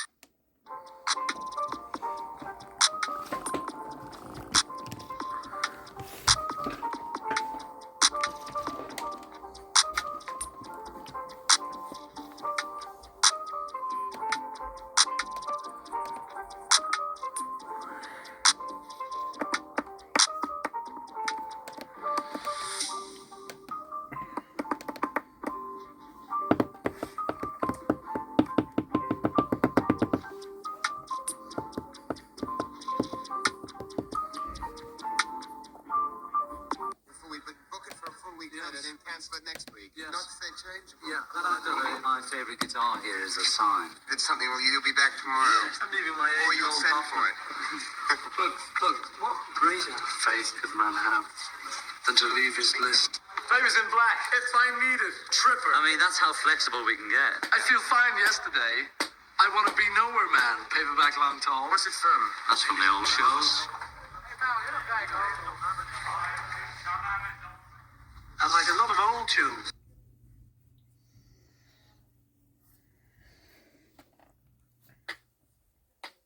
Before we book it for a full week Yes. and then cancel it next week. Yes. Not to say changeable. Yeah, and I don't know. My favourite guitar here is a sign. Did something, well, you'll be back tomorrow. I'm leaving my Or you'll send for it. Look, what greater faith could man have than to leave his list? Baby's in black. If I need it, tripper. I mean, that's how flexible we can get. I feel fine yesterday. I want to be nowhere man. Paperback long tall. What's it from? That's from the old shows. And like a lot of old tunes.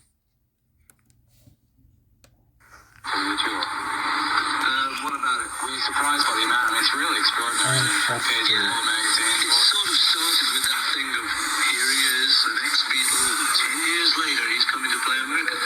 Which, funnily enough, I didn't even think about. You know, I didn't realise it was 10 years since I played with the Beatles, and I just kind of thought, oh, I didn't realise it was 10 years since I played with the Beatles, and I just kind of thought it was coming on tour. So, there is still a chance, Bill, that they will see.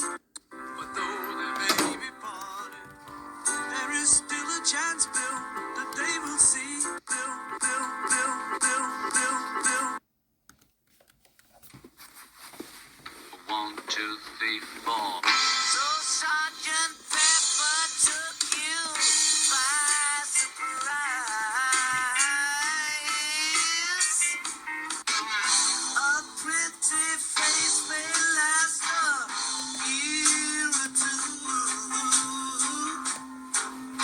The sound you make is music to my ears. So Dix was right when they said you was dead.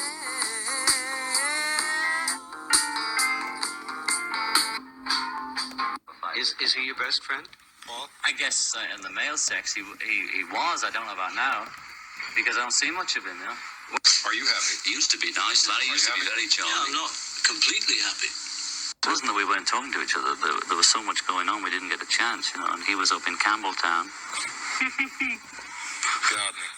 Gardening. Yeah. And he was up there for a long time at one period. Nobody... You know, because you're so glib saying, oh, we'll ask the other three. Now we can only ask two, which is dragging it to anything, but I'm sure he's okay. And they all talked about it, and suddenly I got a call from Paul. Hey, Ringo. He doesn't even do that Liverpool accent anymore.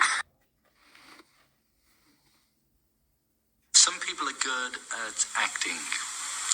I have trouble enough just trying to pretend to be me. That is the biggest joke. The biggest joke, to be yourselves. Because that was the purpose of going there, to try and find who yourself it really is. Yes, well, we found that, didn't we? And if you were really yourself, you wouldn't be any of who we are now. Or act naturally, then. It sort of wears off and it comes back again. Like, just recently I feel quite excited to be alive, regardless of whether I'm making a record or promoting my record. Buy my album now, right? See Beatle Bill making a pig of himself. But maybe we could just do a few sessions with him and with Paul. And a few with...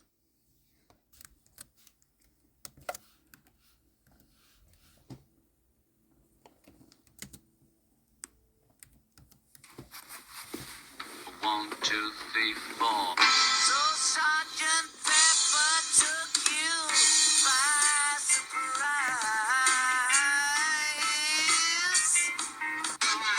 A pretty face may last a year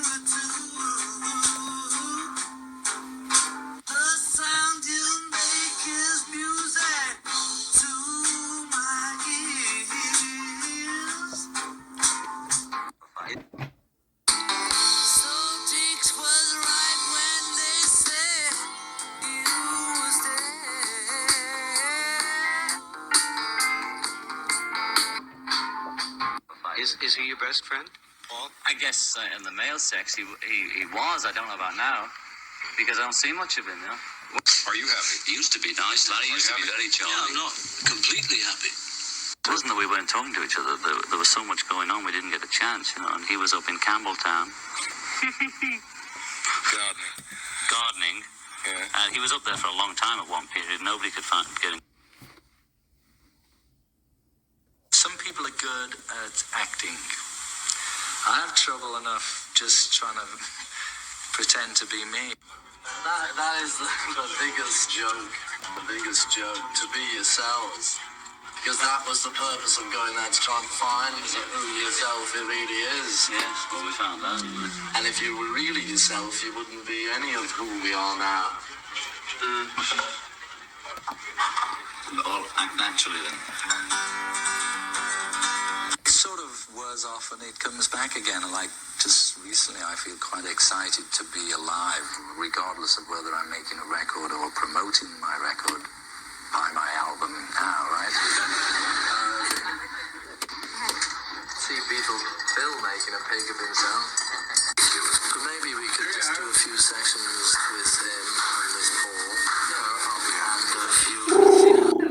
How are you? There, George. Nice to see you. Hello. It's a vegetarian leather jacket. Yeah? Yes. Oh, is that a film?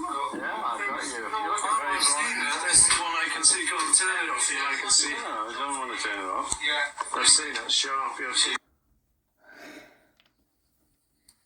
You know, because you're so glib saying, oh, well, ask the other three.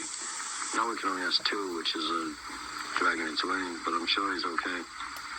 And they all talked about it, and suddenly I got a call from Paul. Hey, Ringo. He doesn't even do that Liverpool accent anymore. Anyway. Beatles is not a normal story. It's a supernatural story. And the pressure was supernatural. And it required supernatural luck and forbearance to recover from it. And he has recovered from it. He's the one that we're going to have to ask about the Beatles. There's no one else to ask now because McCartney won't tell you. Ringo can't tell you. John isn't here. When you say they won't tell you, what do you mean? He rewrites history all the time. You know? I mean, there are people that think that Paul McCartney was in Wings. Initial pictures of him look very, very different. It's a long, thin face, and he's got a moustache. And initially, the fans don't think that he's Paul at all. He doesn't initially look like Paul. And there were an Italian couple who seemed to be experts on facial physiognomy who did an analysis, and they claimed that they could show that the new photographs showed a different skull and facial structure and different teeth structure and different ears between the new guy and the old. And they published that forensic analysis in something called the Wired, Italian Wired magazine. How you doing? How you doing, baby? Good to see you. Bye. Good to see you. How do you Good to see you. Thanks. Yeah. All right. How you doing, baby? Good to see you. Bye. Good to see you. Yes, this is why At that moment, not to go, you know, who wrote A Hard Day's Night, you know? So I said, I talked about his album 1980 and the song Tug of War. And I said, you know that lyric in the chorus, one day we'll stand up on top of the mountain with our flag unfurled, but it won't be soon enough. And he just lit up. He just lit up. Oh, that was a song, you know, I thought it was a picture of a big flag, you know, up on the top of a mountain, you know. And then that was it. That was it. We were fast friends after that. So I think with Billy, people like it if you take one of his obscure songs or obscure album and be very specific about a lyric that he wrote. People love that. You know, it'd be the same thing with Slayton. If you brought up some obscure bit from 20 years ago. Yeah, you like that, huh? That was good. It's all right. He just lit up. Oh, that was a song, you know. I thought it was a picture of a big flag, you know, up on the top of a mountain, you know. And then that was it. That was it. We were fast friends after that. So I think with Billy, and then that was it. That was it. We were fast friends after that. So I think with Billy, Billy.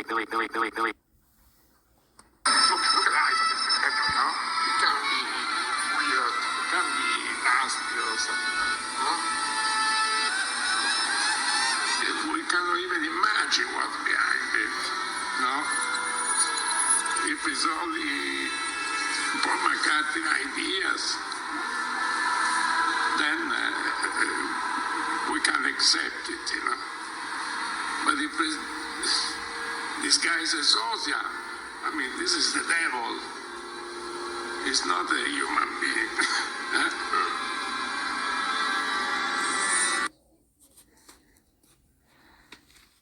What was it like playing with Billy Shepherd instead of fucking Paul McCartney? Who's Billy Shepherd? I don't know. Billy Shears. Ah!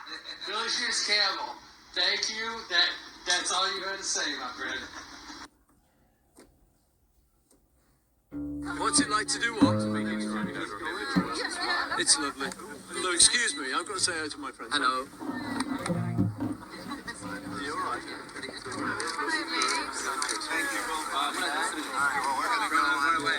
We're gonna go on in.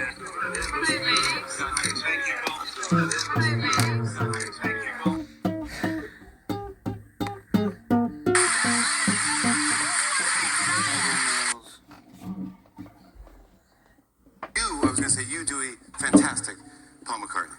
You are really one of the best Paul McCartney impersonator. I mean, ever. 57 minus Diary entry, 20. August 1969. 57 minus 20. The 5th. Abbey Road is titled so far for new album. Did the Sergeant live in Abbey Road? Sergeant Pepper is alive and well and living in Abbey Road. My dad, Mal Evans, was their road manager in August 1963 full time, and they only ever had two, which was Neil and my dad. Why isn't your brother producing? If you were any good, you'd be on his label, and they automatically don't listen to your tape. Well, that is a good question. I haven't seen Paul since my dad died 20 years ago. And for Ruth, that is the biggest puzzle of all. Why Paul, once a loving and devoted big brother, no longer is involved in her life. There's some things that are best said after we leave the planet. Understand? And so that's basically what it is. There was one piece of information that somebody gave me in London about this whole story. That I'm not sure if it's key, but it certainly is important. And I'll let people just guess at what it is. Oh, that's who that is. Until I put it down on paper, and I may never see it. And the Beatles may not even be around, but someday it'll come out.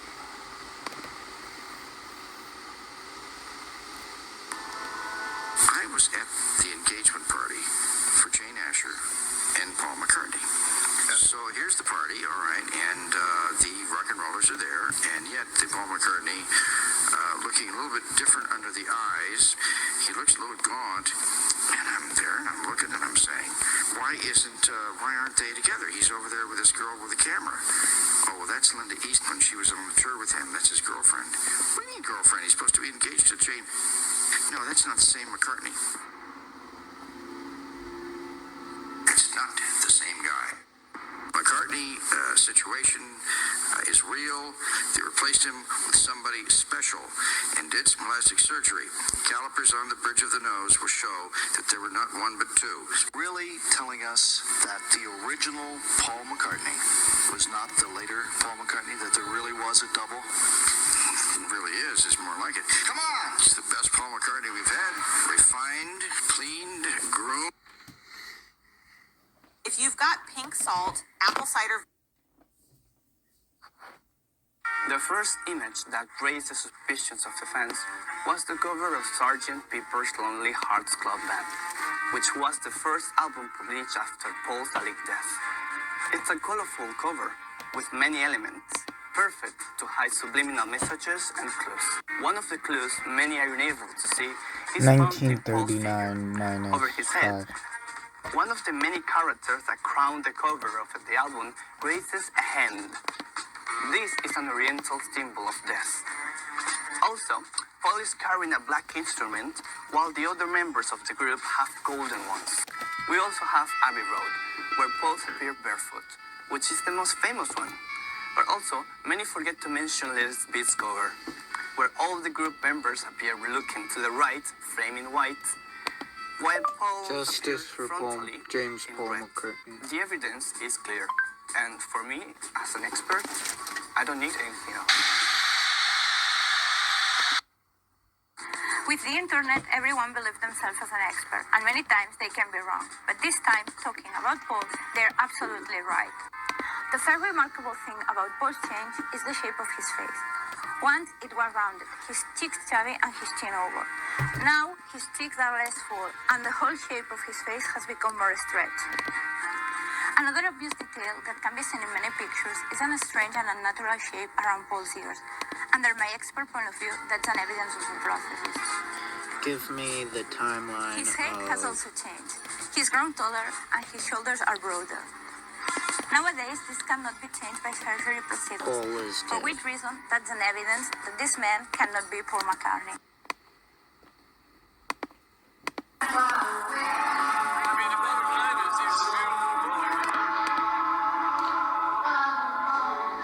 I could never understand how this is real evidence. Like, I can't understand it. This, to me, it isn't evidence.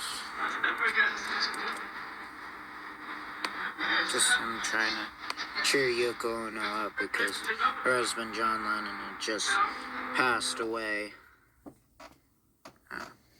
How do you feel about contemporaries like the Rolling Stones and, say, Paul McCartney, who are totally different people of person? In what way?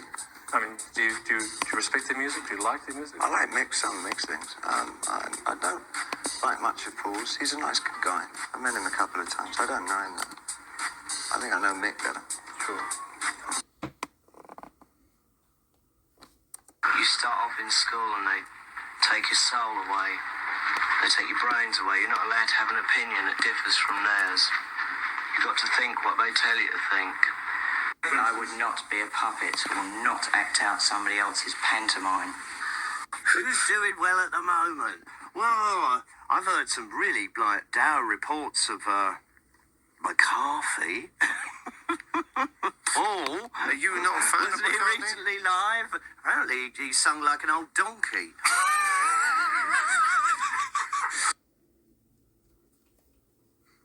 Something so awful happened. Someone I'd loved for a long time, I found out had betrayed me immensely, and I don't mean infidelity or anything like that, like beyond belief. People don't want to know what the truth is because they could never ever handle it. They would be too devastated. I protected Paul for this long, and I'm trying to protect him, but I am being pushed to the edge. And that's as much as I can say, or I go to jail for telling the truth. So I'm gagged at the moment because I'm not allowed to say a word while the media are fed this spin by a certain corner. Media, a certain part of the tabloid media, created such a hate campaign against me that they put my life and my daughter's life at risk. And that's why I considered killing myself. Because I thought, if I'm dead, she's safe and she can be with her father. I have protected my husband. I know everything and I know the truth. I have a box of evidence that is going to a certain person should anything happen to me. So if you top me off, it's still going to go to that certain person and the truth will come out. There is such a fear from a certain party of the truth coming out that lots of things have been put out and done. I'm not allowed to talk about it because it's a criminal act. You have no idea what's going on. These figures are made up. You want to be able to sell your story. And then again, people... Rubbish! I can sell my story right now. I'm trying to protect Paul and our daughter. I am trying and I'm being pushed to the edge. I'm not allowed to talk about it because it's a criminal act. Because it's a criminal act. Because it's a criminal act.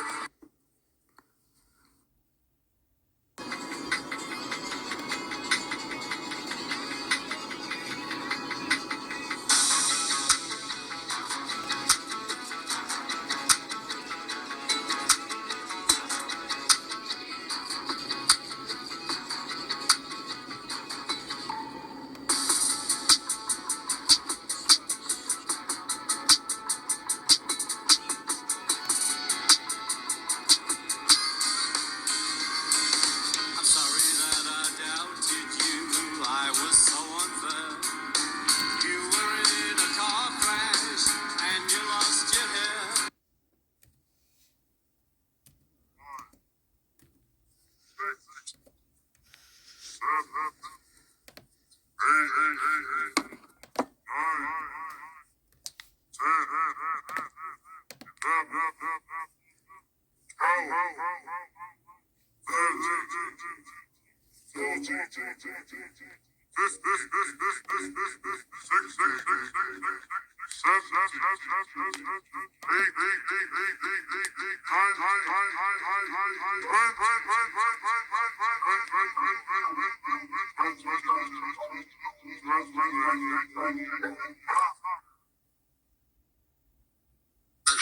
Beatle being dead.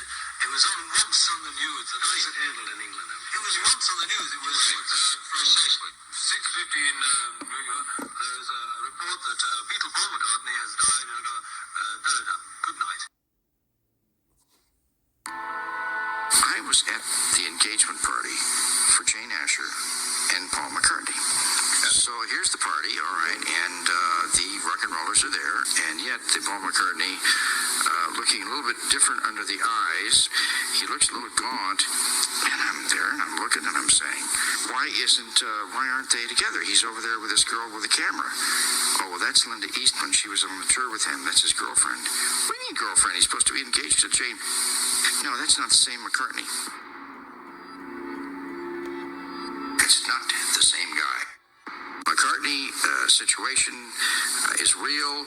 They replaced him with somebody special and did some plastic surgery. Calipers on the bridge of the nose will show that there were not one but two. Really telling us that the original Paul McCartney was not the later Paul McCartney, that there really was a double? It really is. It's more like it. Come on! It's the best Paul McCartney we've had. Refined, cleaned. How you doing? Hi. How you doing, baby? Good to see you. Hi, good to see you. How you doing, Ringo? Good to see you. Thanks. How you doing, baby? Good to see you. Hi, good to see you. At that.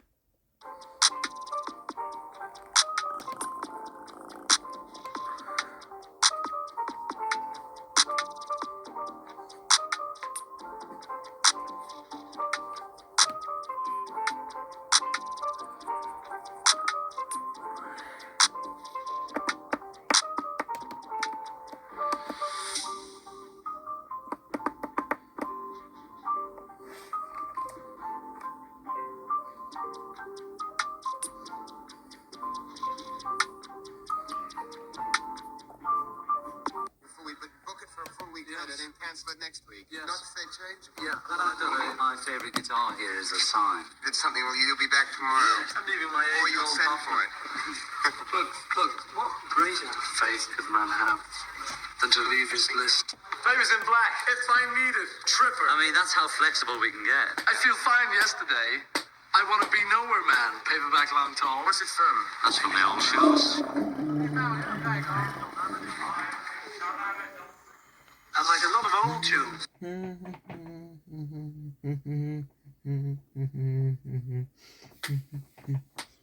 Before we book it for a full week and then cancel it next week. Yes. Not if they change. Yeah, my favourite guitar here is a sign. Did something. Well, you'll be back tomorrow. I'm leaving my Or you'll send for it. Look, what greater faith could man have than to leave his list? Favours in black. If I need it. Tripper. I mean, that's how flexible we can get. I feel fine yesterday. I want to be nowhere man. Paperback long tall. What's it from? That's from the old shows. And like a lot of old tunes. Why isn't your brother producing you? If you were any good, you'd be on his label, and they automatically don't listen to your tape. Well, that is a good question. I honestly haven't seen Paul since my dad died 20 years ago. And for Ruth, that is the biggest puzzle of all. Why Paul, once a loving and devoted big brother, no longer is involved in her life.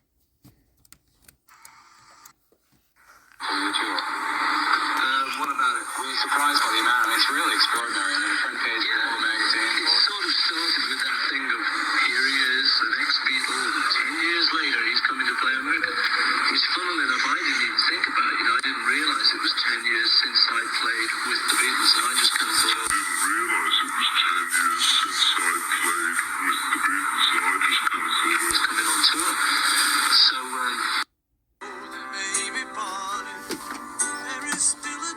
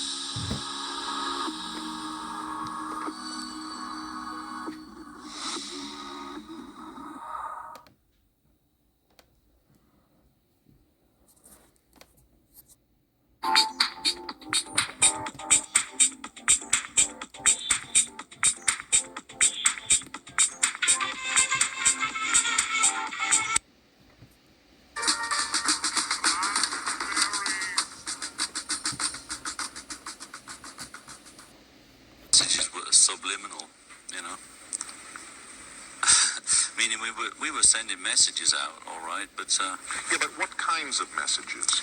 just reporting on the state we were in, you know, looking back on it.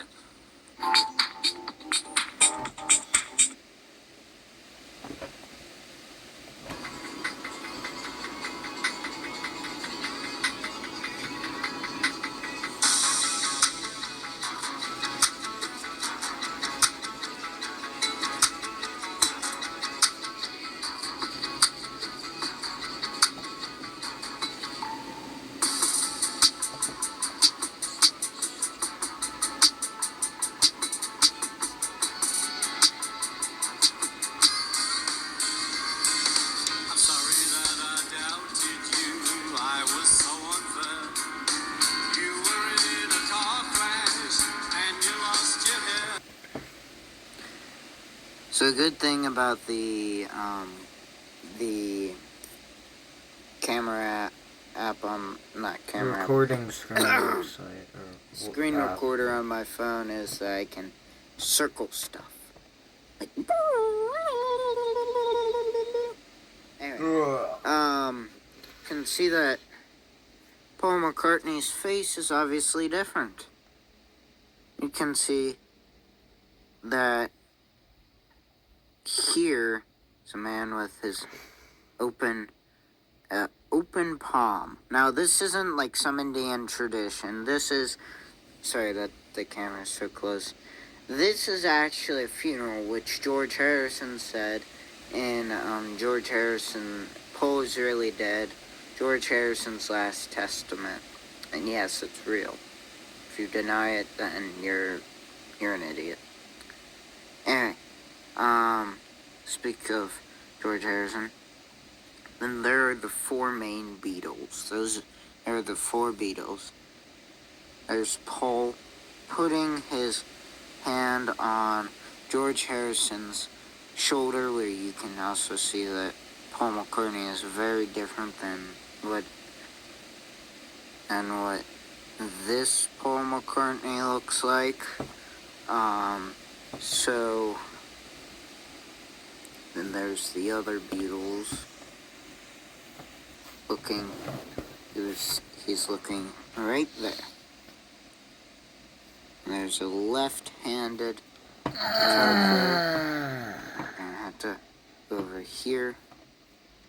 It says Bill something on this. Pretty good-looking lady. It's not part of the conspiracy theory, but I'd like to include it. There's a bunch of people. And somewhere between there, I believe it's this guy, but I could be wrong, that this guy is Stephen Crane. He wrote a book where there were four men in the water. And basically, four of them went out to sea, and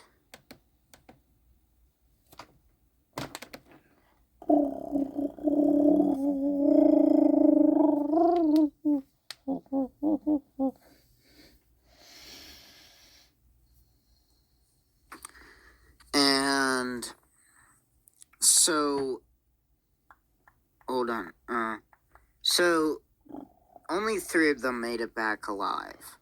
So they wrote notes, and they wrote clues in the letter. There's also Karl Marx right there. It's wild. So if you flip this upside down, it reveals a phone number to a funeral service. And in the song Glass Onion, John Lennon calls Paul McCartney, I don't know where he is, the walrus. The walrus was Paul! So, he said that because he felt guilty about wait, no. Oh, God. He said that because Paul looked like a walrus when they saw him dead for the first time. Oh, ugh.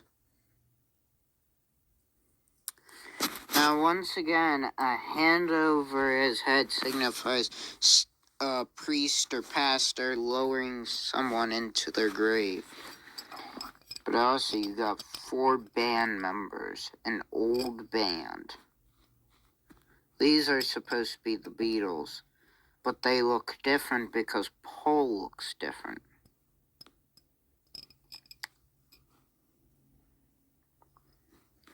In the land where I was born, lived a man who sailed the sea. So you can clearly see that Paul McCartney is barefoot.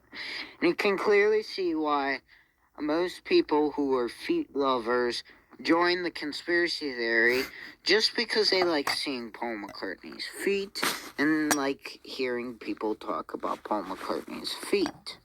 No, I'm just kidding.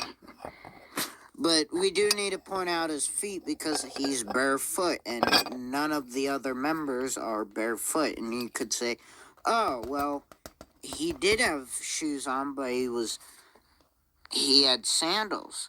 But why would he have sandals if John, Ringo, and George had shoes on? John and George had white shoes on while Ringo had black shoes on. And then there's Paul with no shoes on. And if he had shoes on, it would be sandals. They're not dress shoes. He purposely took them off, and they purposely shot this because he knew that he would want to kick them off because of the heat.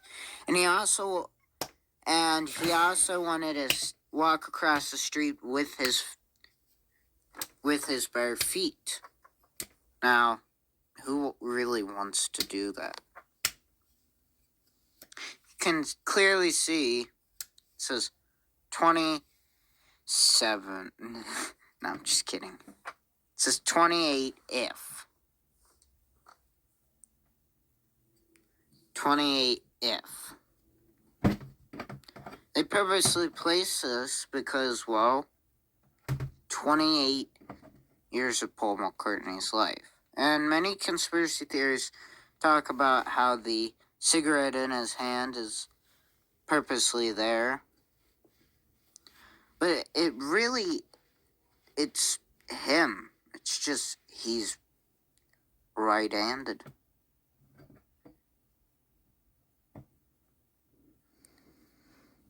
And then look, there's a guy.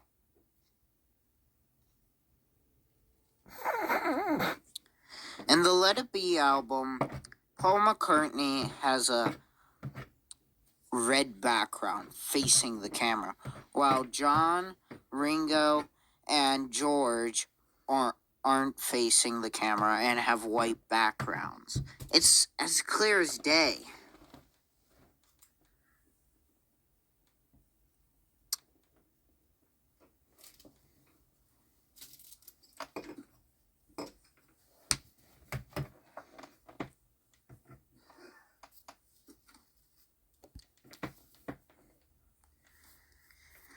I think that's all for today. That's all she wrote on this one. Alrighty, I want to thank everyone for watching this video, and if you haven't already liked and subscribed, please do so. And remember, Paul is dead. Paul is dead, man. Miss him, miss him, miss him. The important things about the Beatles is we never ignored an accident. 1, 2, 3, 4. So Sergeant Pepper took you by surprise.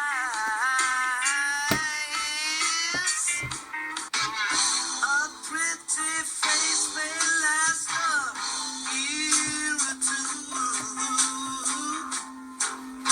The sound you make is music to my ears.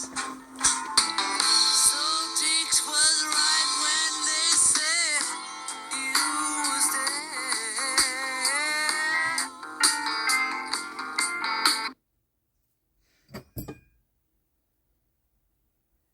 have family rows. I mean, what? Yeah, we do. We have terrible rows. What was the main cause of your squabbles in the early days? I don't remember any squabbles. You don't remember anything, do you? No. It's an amnesia. What about now? What makes you cross with each other now? Well, the last time we were cross was when George was suing me. The last time he called me and said, I'm going to sue you. I said, no, George, don't be silly. No, I'm going to sue you. I don't like what you've done. Because he wrote this song and I had it mixed by somebody else.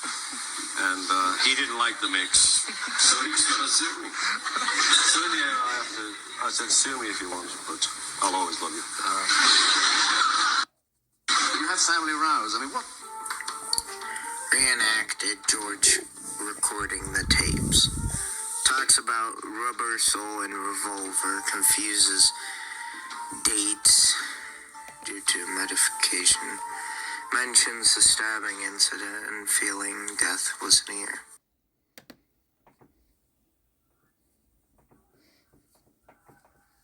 So let me introduce to you the one and only Billy Shears. What was it like playing with Billy Shepherd instead of fucking Paul McCartney? Who's Billy Shepherd? I don't know. Billy Shears. Billy Shears Campbell. Thank you. That's all you had to say, my friend. The one and only Billy Shears.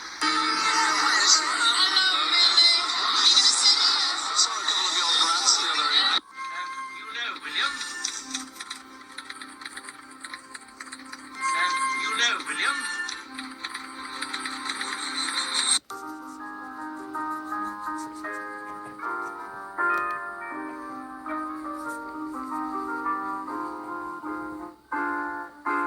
How you doing? How you doing, baby? Good to see you. Hi, good to see you. How you listening last time? Good to see you. Thanks. All right. That's fine. And then that was it. That was it. We were fast friends after that. So I think with Billy, I was in London in 1966, and somebody told us that Paul McCartney was dead in the Give me a photo of There is still a chance, Bill, that they will see. Robert's wife, a woman from Iceland, with 30s haircut, 1930s haircut, with her then husband, Robert,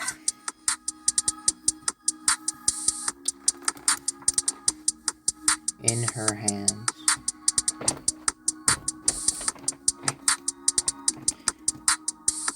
Taking a picture with her, with Walter and Clara,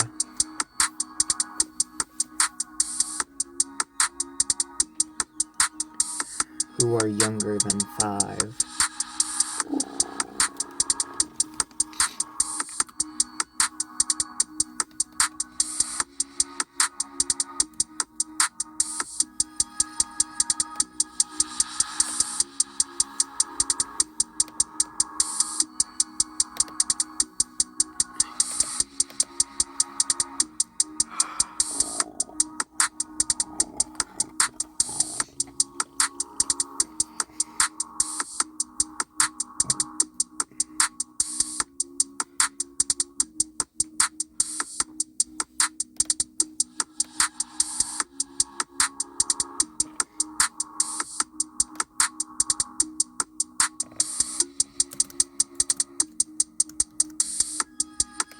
Two years old. Clara, 1 years old. 1 years old.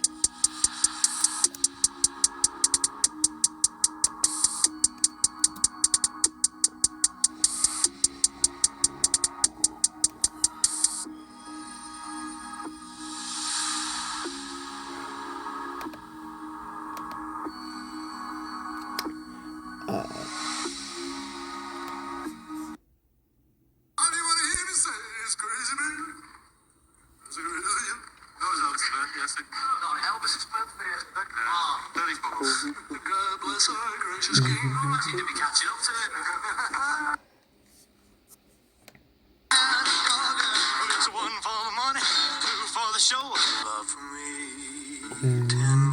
I'm all shook up.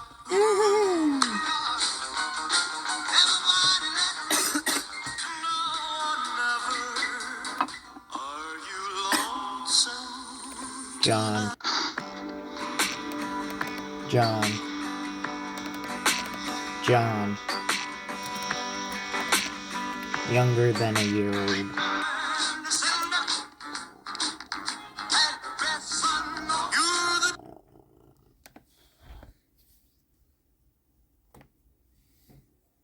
The last weeks of George's life, he was in Switzerland, and I went to see him. Then there's Walter's Uncle I could John. only lay down. And while he And it was seems like they're at a big family party. And I was it's going to Robert's send-off Boston, because he's going to because the my army. daughter had a brain tumor. And I he said, had well, been you know, I've got to go. I've drafted, got to go to Boston. And he goes, called up by the army a day before the that's the photo last had words been I heard him taken. say, actually. And he And said, they said they had to do you want me come to go serve in with the you? army next week. And they weren't sure how long, but they knew that he had to begin in a week. And it's almost as if they were related in some way. And their presence together was extremely powerful. I mean, I could feel it. You know, because they had a unique way of speaking to each other that was either a Liverpool accent that I didn't understand, or they had their own way of talking and communicating with each other. And it wouldn't matter who else was in the room. Not everyone would understand what the four of them was saying.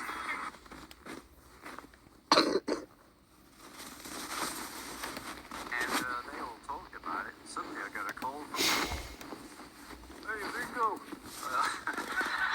You don't even do that little accent anymore. Anyway. It's not a game, it's a right stick.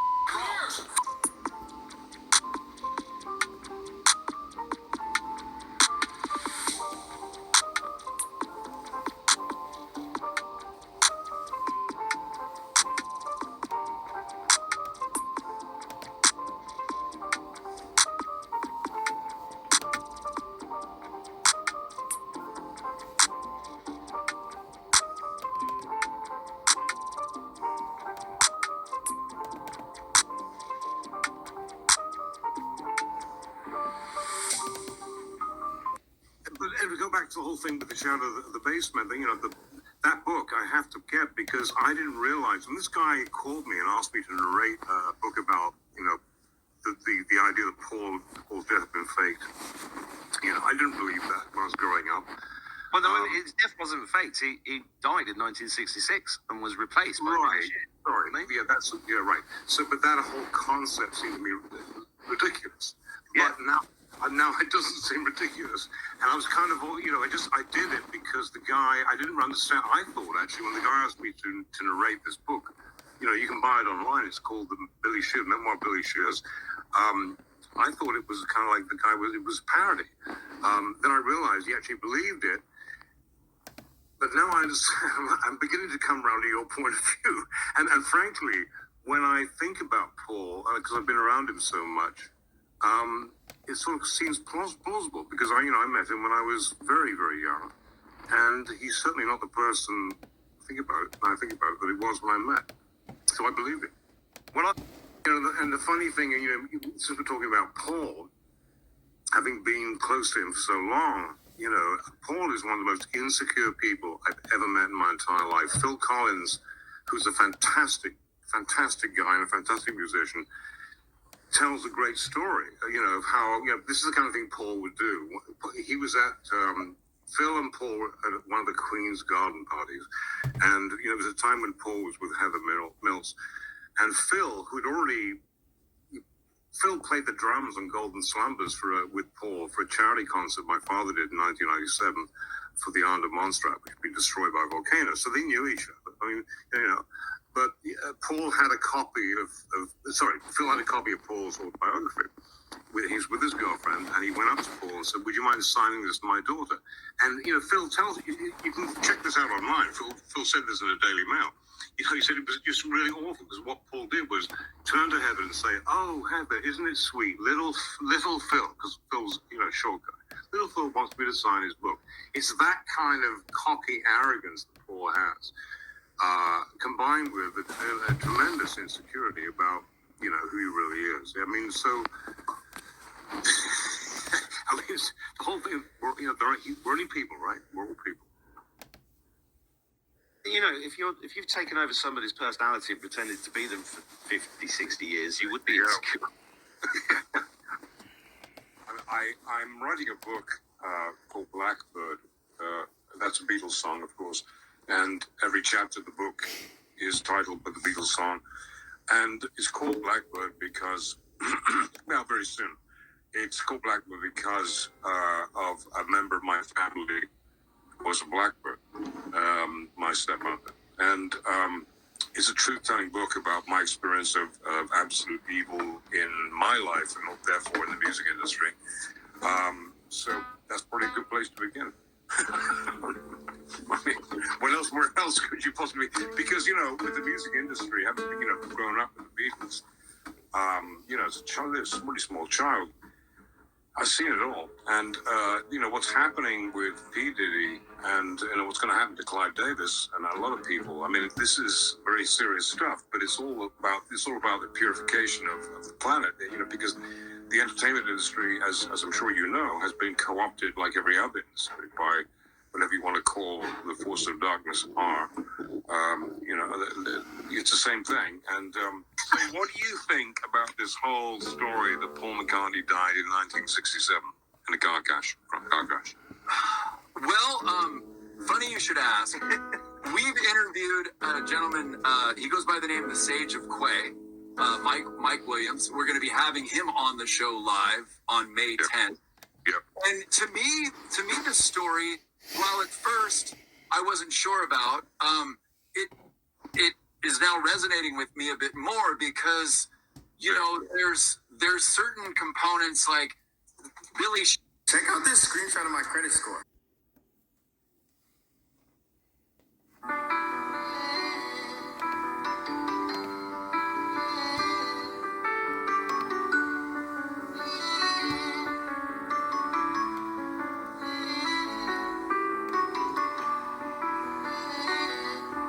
It was great.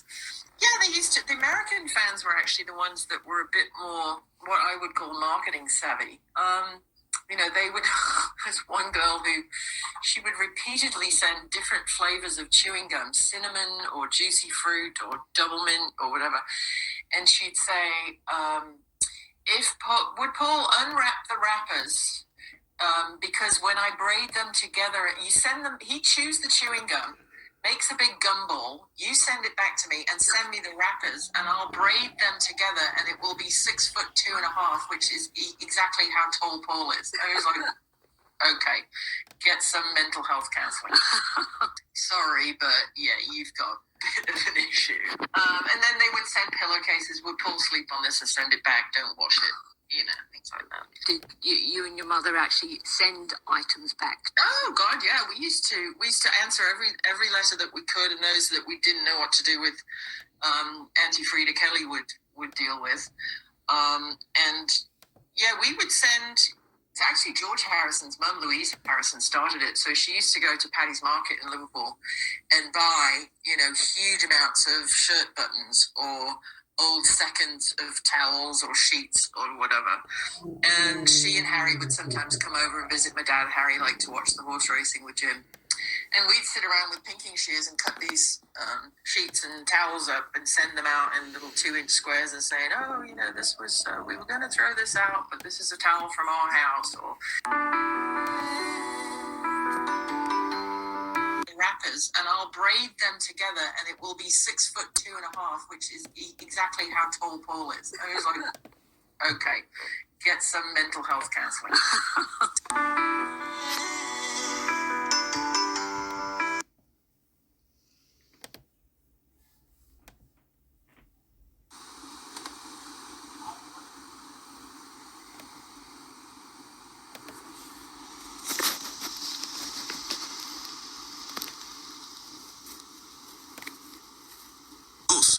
So May, how did the transition for working for Yoakum and John happen?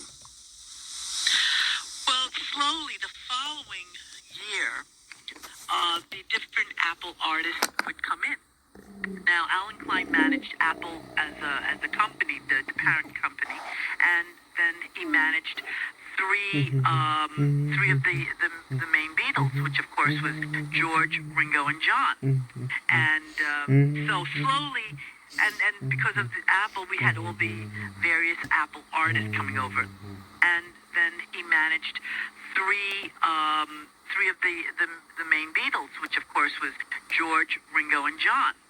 And then he managed three of the main Beatles, which of course was George, Ringo, and John.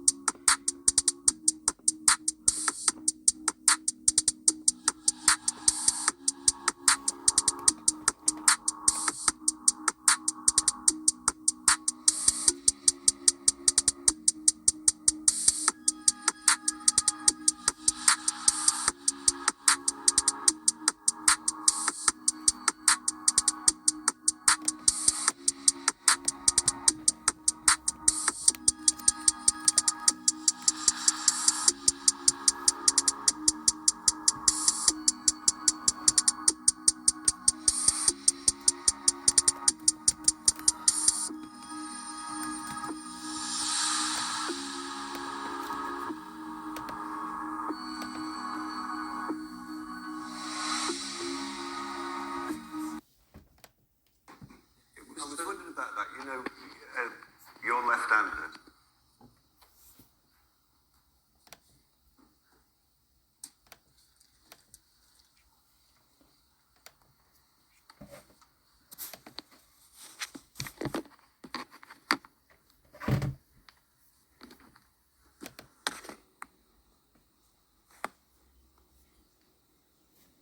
Did you get any stick for that, like at school? Because I remember my mum. Did you get any stick for that, like at school? Because I remember my mum telling me stories about. Did you get any stick for that, like? at school, I remember my mum telling me stories about they would say, "Oh, you can't walk right with your left hand," and actually consciously trying to. Did you get forced to? Not me, but my mum.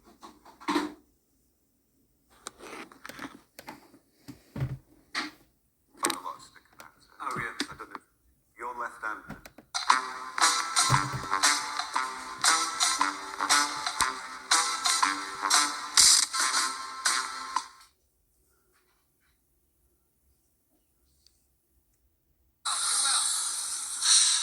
Anyway,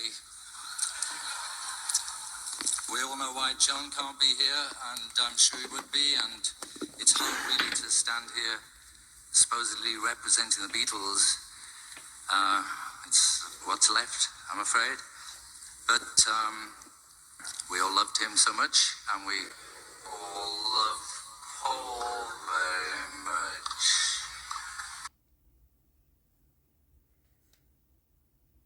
Closer I can love a giver at him, can? You feel the same way?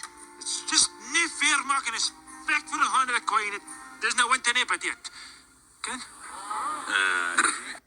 It's a privilege for me to be able to do this tonight and come here. So It's hard to believe, but the Gaydens made 1,000 videos. Mamma mia, I remember when we just moved out. I get 15 emails a day. 3 days pregnant. And I'm already feeling queasy from just thinking about how many uploads that is.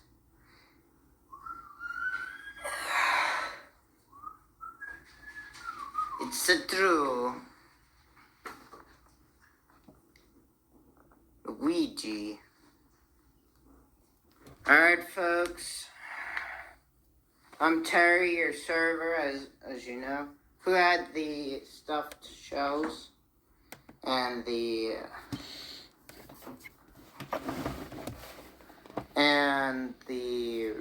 mushroom risotto. That's me, Yoshi. Nice to meet you, sir. And he'll have the chocolate lava cake. He's in love.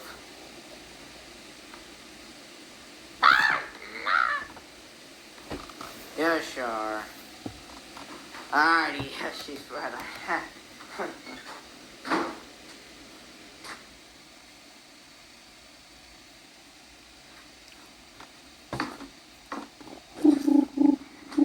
It's so nice to have everyone here. I wish presidents could have come.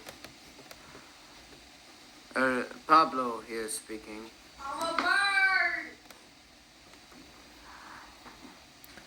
Donald's still fighting I'm a bird! Elon Musk on Twitter and in real life.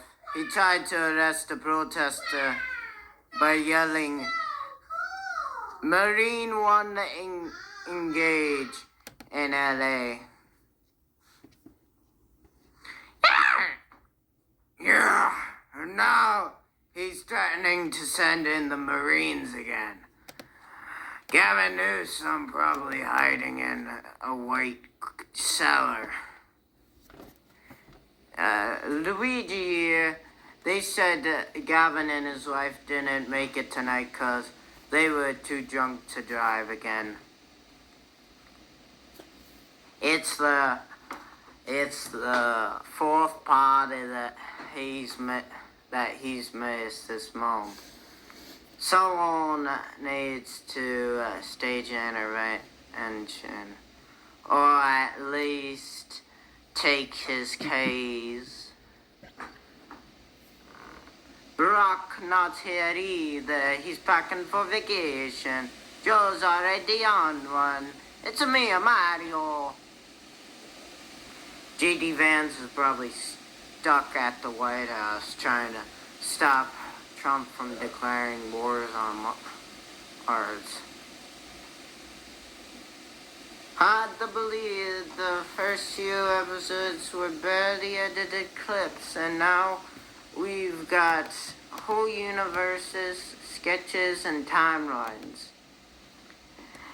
We might not have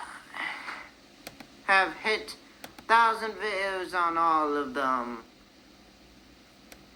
Let's see. Our most viewed long form is still 952. Hey, that's more than I got on my baby announcement on Instagram and Facebook. No shame, just truth. Well, at least we've got heart and the loyal fans. 1,000 videos is no joke. To Caden for not giving up. To Caden! Thank you, Evan. Now this is the part where I kind of just stop the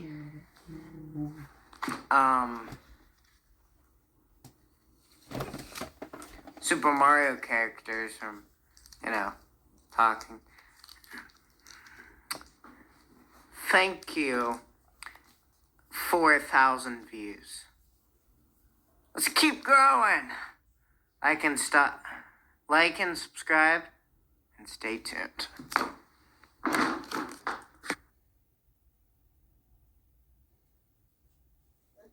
The Eastmans were dismissed as the Beatles' attorneys, and on May 8th, Alan Klein was given a 3-year contract as the Beatles manager, as the Beatles business manager. Paul McCartney refused to sign the contract, but was outvoted by the other Beatles.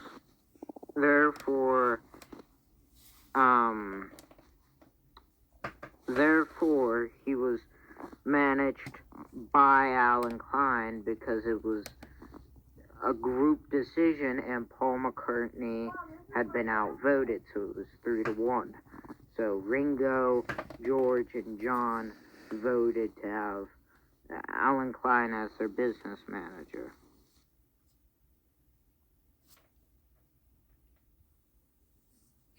Because when I do them in the shows, I'm singing like Eleanor Rigby or something. I'm thinking whoever wrote this was pretty good.